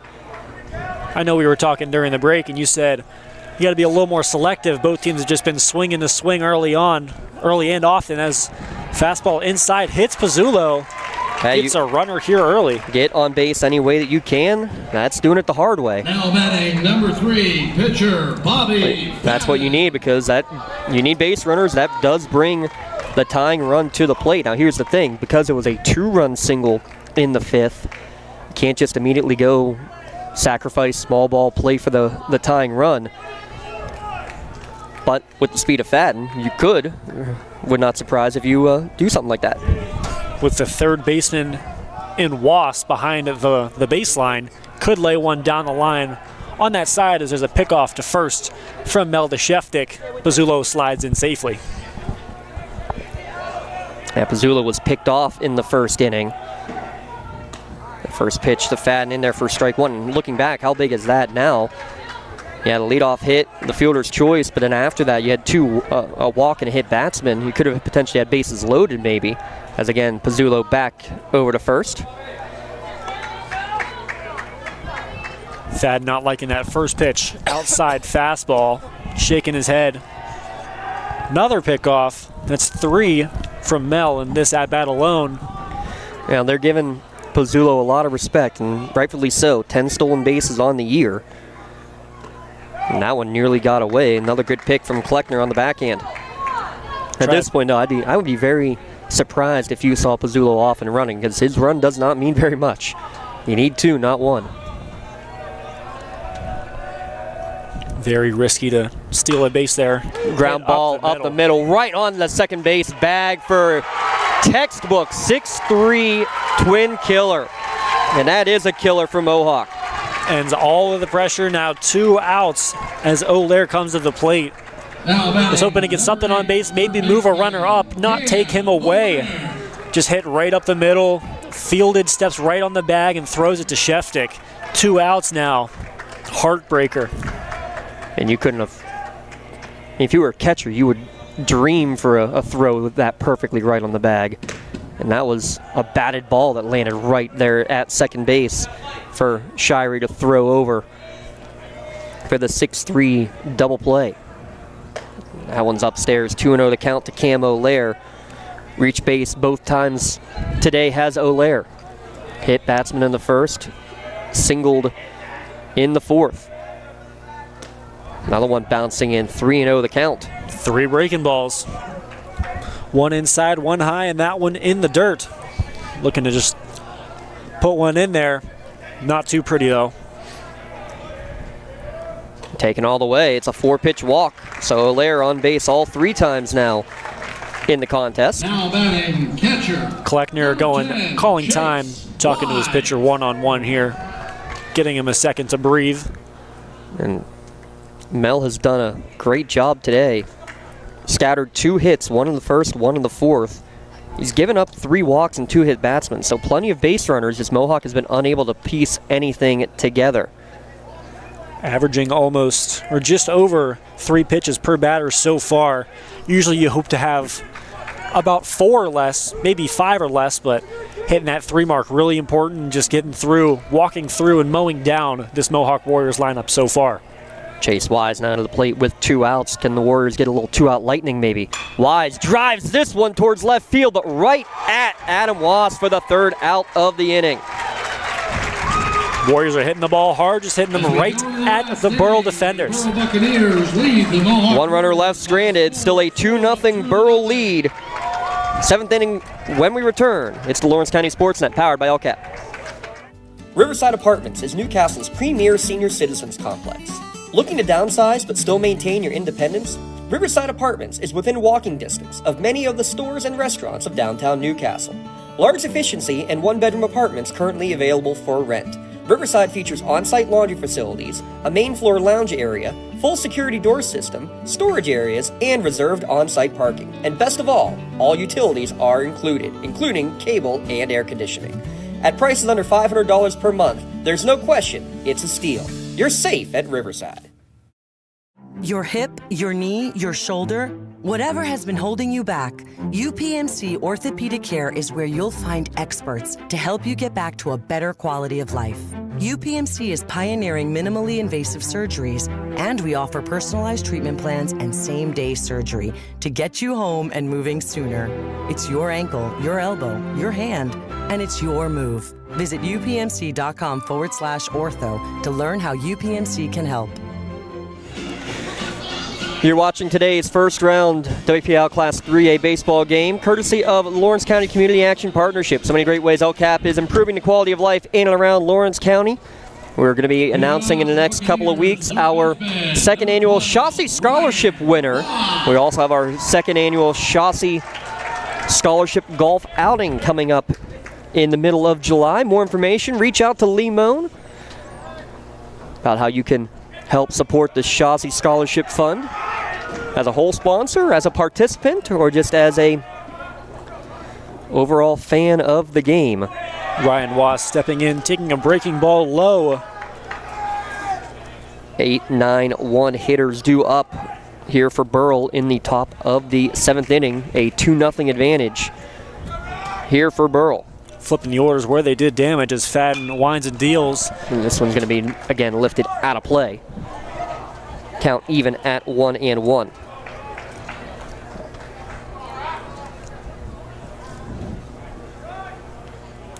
Burrell faithful still loud, trying to get maybe a run or 2 more as this is lined. Ground ball right to the 3rd baseman, thrown across the diamond to Crawford, out number 1.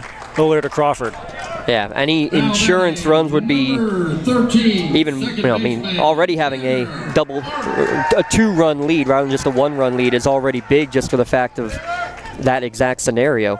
Because of the fact, you need multiple runs. Look at last inning. You couldn't just immediately sacrifice a runner over the second base. You had to keep swinging. You hit into a double play. Puts an end to things right then and there.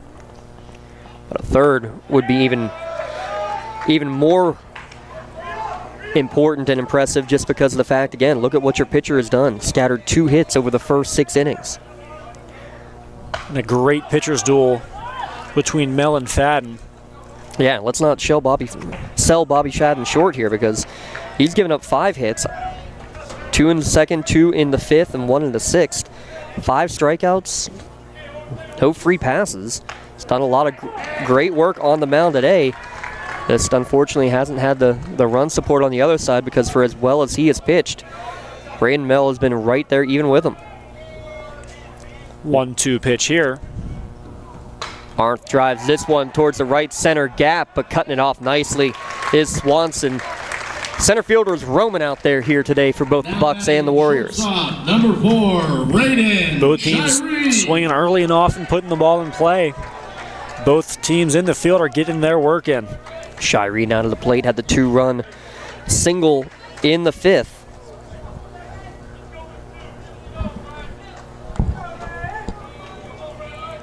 The only runs of the game. Breaking ball stays upstairs for ball 1. Those are his 7th and 8th RBI of the season for the leadoff batter.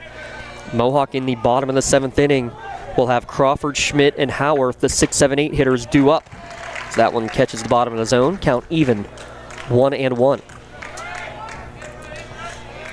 Fadden trying to quickly deal here, 2 outs, trying to get his team back in the dugout and in the batter's box. Breaking ball in there. Beautiful. Beautiful breaking ball in the inside corner for strike 2. I'll give a shout out to Coach Jay Miller's 3rd year Yacht graduate, coaching over at third base. The foundation of the team. Foundation report brought to you by Dorn Concrete, laying the foundation for your home or business. DornConcrete.com. Did you know that Jay Miller spent 6 successful seasons leading the Bushy Run Legion, where he won 4 district titles and made 7 regional appearances? What, Bushy Run League? Is that what it's called? Bushy Run League. B-U-S-H-Y. And he's also a former Division II shortstop. Seton Hill? Is that where he played? I forget. No, I didn't write that one down. As the full count pitch is popped sky high on the infield. Settling under it is the third baseman, Olaire. He'll make the catch to end the inning. A 1-2-3 top of the 7th. Last chance coming from Mohawk. Trailing 2-0 on the Lawrence County SportsNet, powered by LCAP. Being the home team, to playing at home. And at LGKG, we have been your home team for over 90 years. We're more than just a law firm. We're your friends, your neighbors, an advocate when life takes an unexpected turn. We're not just lawyers that practice law. We live in this community, just like you. When you need us most, we're at our best.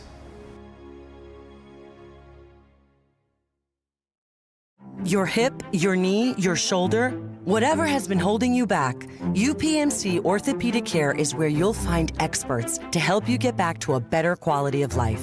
UPMC is pioneering minimally invasive surgeries, and we offer personalized treatment plans and same-day surgery to get you home and moving sooner. It's your ankle, your elbow, your hand, and it's your move. Visit upmc.com/ortho to learn how UPMC can help.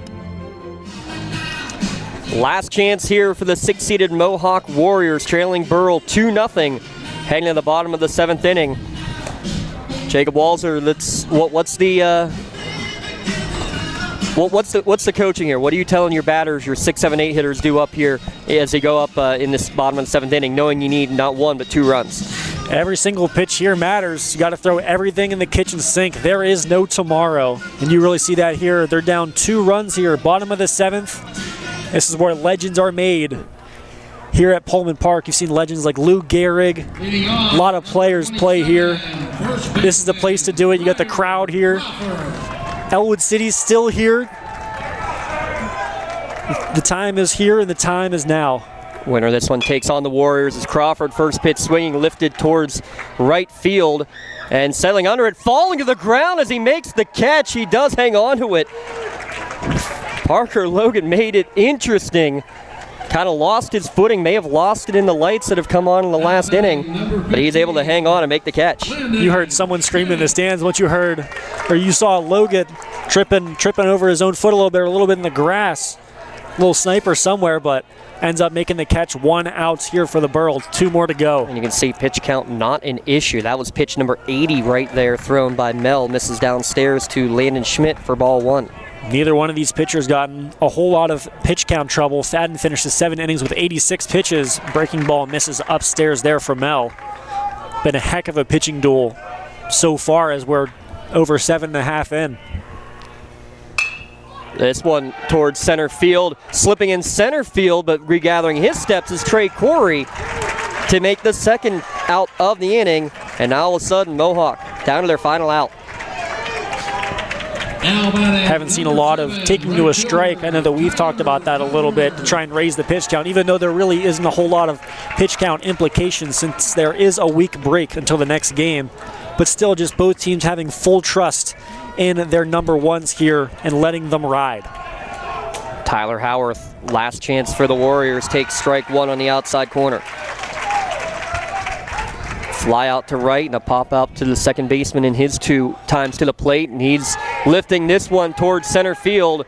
Corey underneath it to end the game. A shutout victory for the 11 seed Burrell Bucs as they upset Mohawk 2-0 here in the first round. They will take on Elwood City in the quarterfinals coming up on Tuesday next week. A 2-hit masterpiece from Braden Mel sends the Bucs to the round of 8. It'll send us to our post-game show when we return. The Lawrence County SportsNet, powered by LCAP. They are really the ones who are on the ground and know what their students need better than anyone else. They protect the fairness and rules of high school sports. They're here to look out for us. They're here to look out for what we love to do.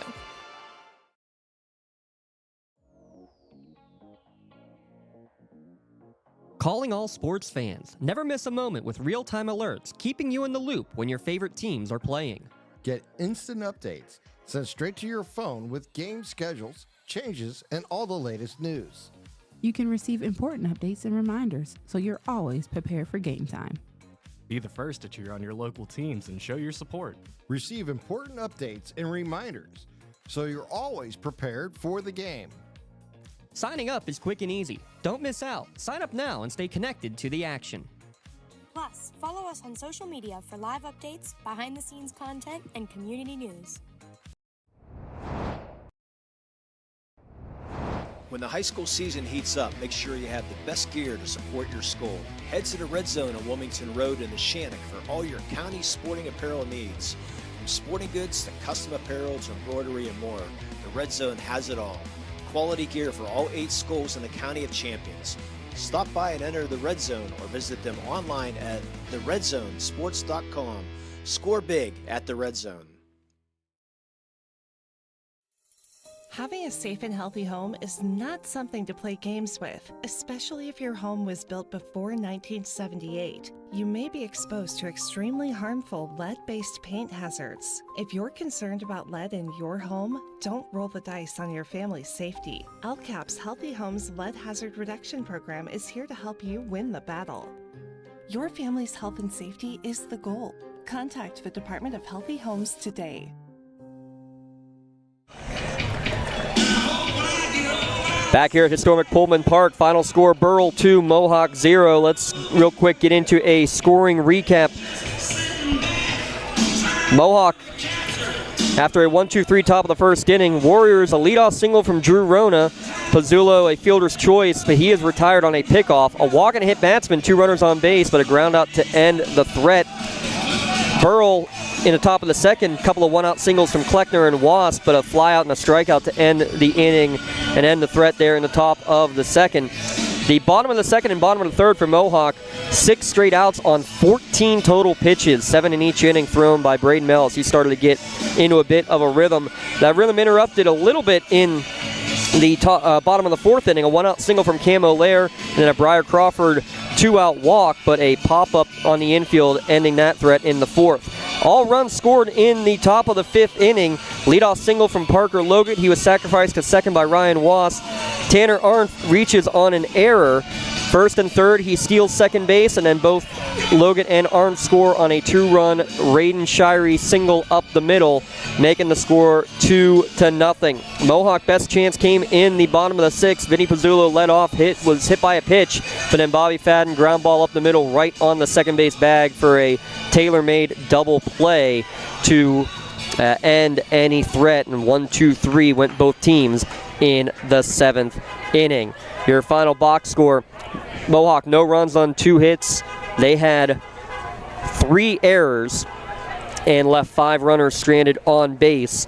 Burrell with 2 runs on 5 hits, no errors. They too left 5 runners stranded on the bags. As your scoring recap, shout out to Creative Edge, fully licensed and insured architecture and construction management services, helping make your project a reality.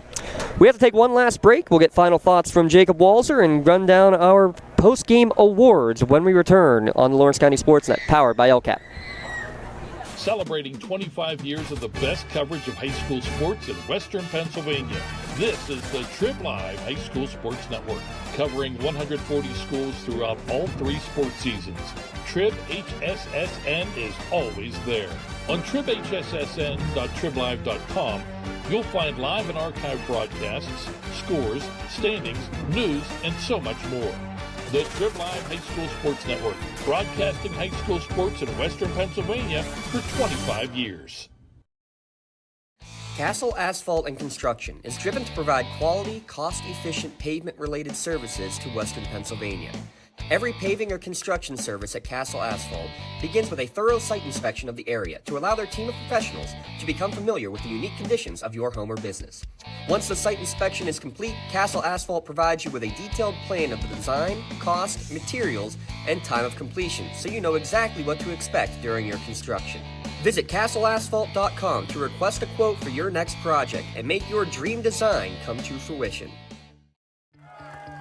Like in sports, it takes a great team to protect you, your family, and your business. MVP Insurance is that team. From home and auto to life and commercial insurance, you can count on us for coverage that adapts to your needs. We're committed to excellence for our clients' experience and in serving our community. It's a winning combination. MVP Insurance. Don't get left on the sidelines. Log on to mvpins.com or call today to get your free quote. For 20 years, Melee Chiropractic has treated athletes of all ages to help them get safely back to the top of their game. Melee Chiropractic has 3 full-time doctors in their office, and all 3 are former area athletes who have had to battle injuries throughout their careers. They want to help you get safely back on your feet. But more importantly, help stop the injuries before they happen. Prehab before you rehab. Attention all high school student athletes. During your sports season, a $30 visit to the Melee Chiropractic office includes an adjustment and/or all therapy is necessary. From the athletes of tomorrow to the weekend warriors and everything in between. Let Melee Chiropractic keep you in the game. Back one final time here at historic Pullman Park. Burrell, the 11 seed, defeating Mohawk by a 2-0 scoreline. Fast-paced game, Jacob. It just took an hour and 33 minutes. Well, that's what happens when you have a 2-hitter on one side, a 5-hitter on the other. Let's talk about the Burrell Bucs, the 11 seed, another maybe upset special. 14 seed a couple of years ago, getting a couple of upset wins. They're off to a strong start again. Always a tough out, no matter what the seed is this Burrell Bucs team. Yeah, I mean, anybody on this baseball bracket, you saw the 15 seed South Allegheny, I believe, take down Sarah Catholic. The game of baseball, I mean, you just go on a run. You can make the playoffs and get bounced in the first round, and that's it. It's just whenever you play your best baseball. And you saw that my sophomore year at Westminster. We barely snuck into the playoffs, had to watch 5 different scoreboards to get into the playoffs, and then went all the way to the PAC championship. Didn't end up winning, getting runner-up, but all you have to do is get into the playoffs and just put up a fight from there. And as Lee Moan, our camera operator here tonight, said, every team, especially when you get 3, 4, 5, 6A, every team's going to have that quote-unquote ace that you're going to trust that any given night they could be on. And talk about Braden Melk, because he was certainly on today. Gave up just 2 hits against a powerful Mohawk lineup. Yeah, just like you said, giving up 2 hits. He only had 3 strikeouts. Wasn't overpowering. Had 3 walks and 2 hit batsmen. Just real efficient, putting the ball on the plate, and then Mohawk putting it in play, and then Burrell's fielders making the play. That's just how baseball works, and that's how the game went on today. A 2-0 victory for the Burrell Buccaneers, and it goes without saying, but definitely want to talk about it a little bit, is unfortunately we have now seen the final game in a couple of historic careers. So let's start with Vinny Pizzulo.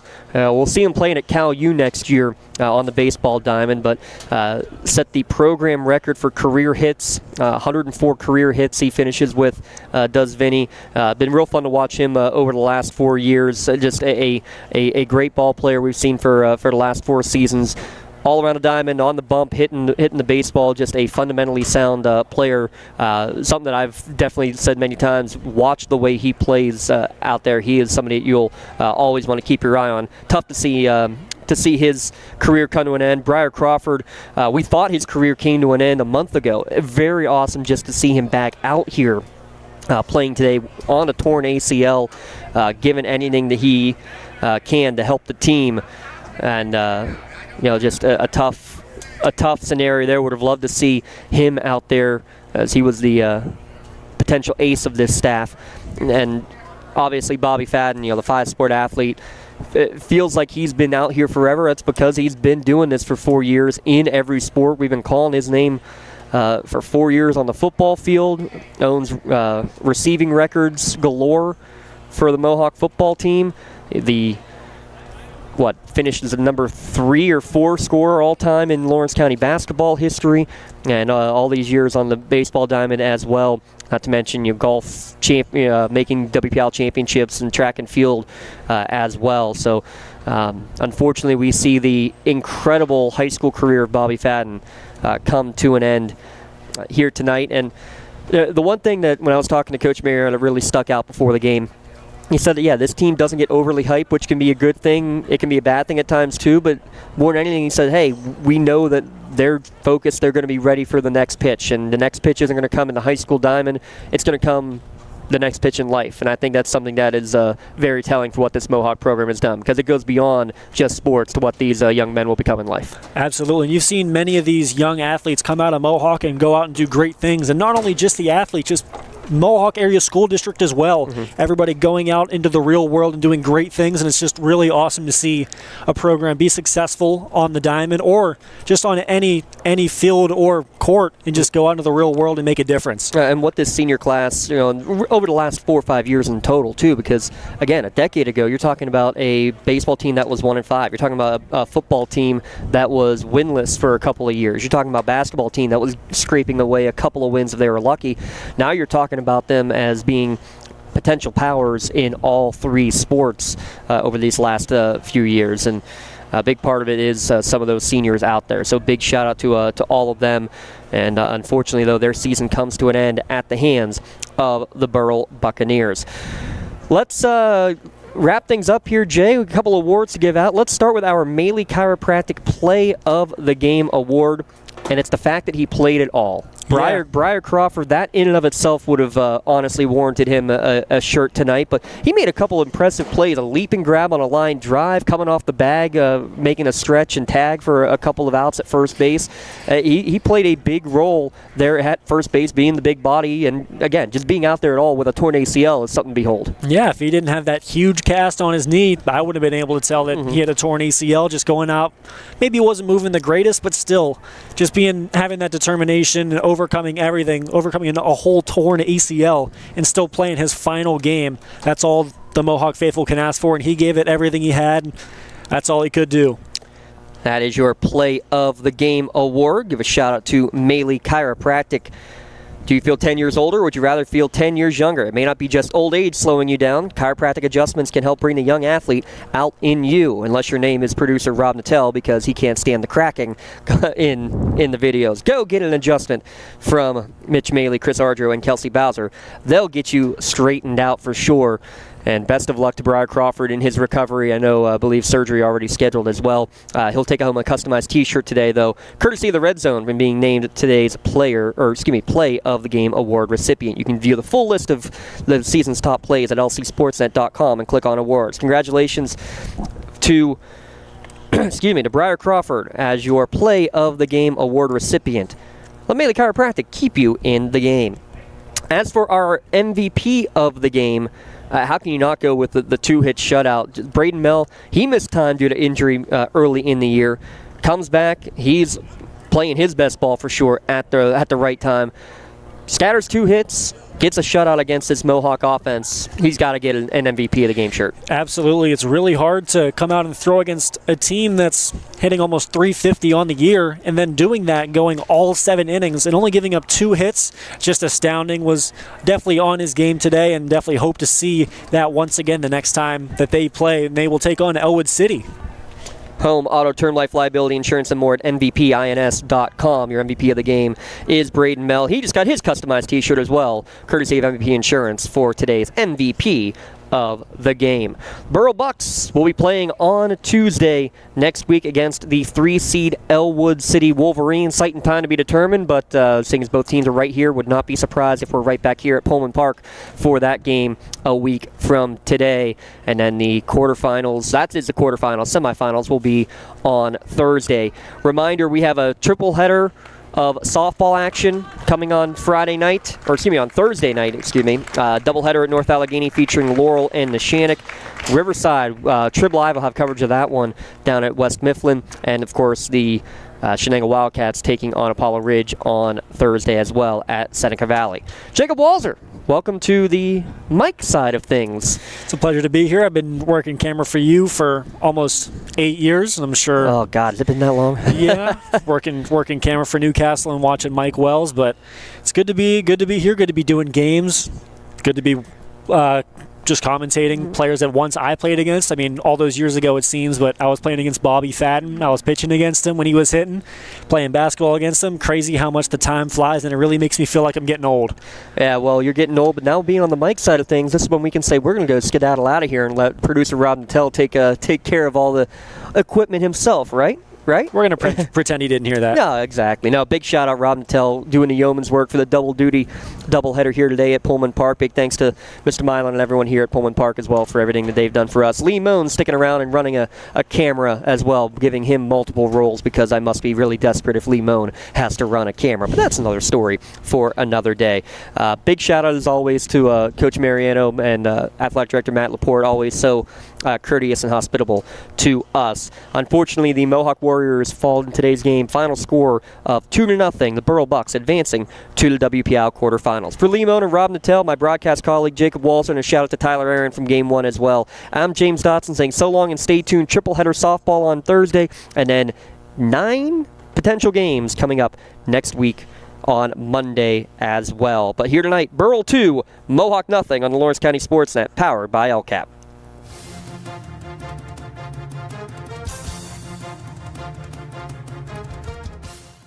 Your voice for Lawrence County sports. The gold ball headed home to Newcastle. This is the Lawrence County SportsNet.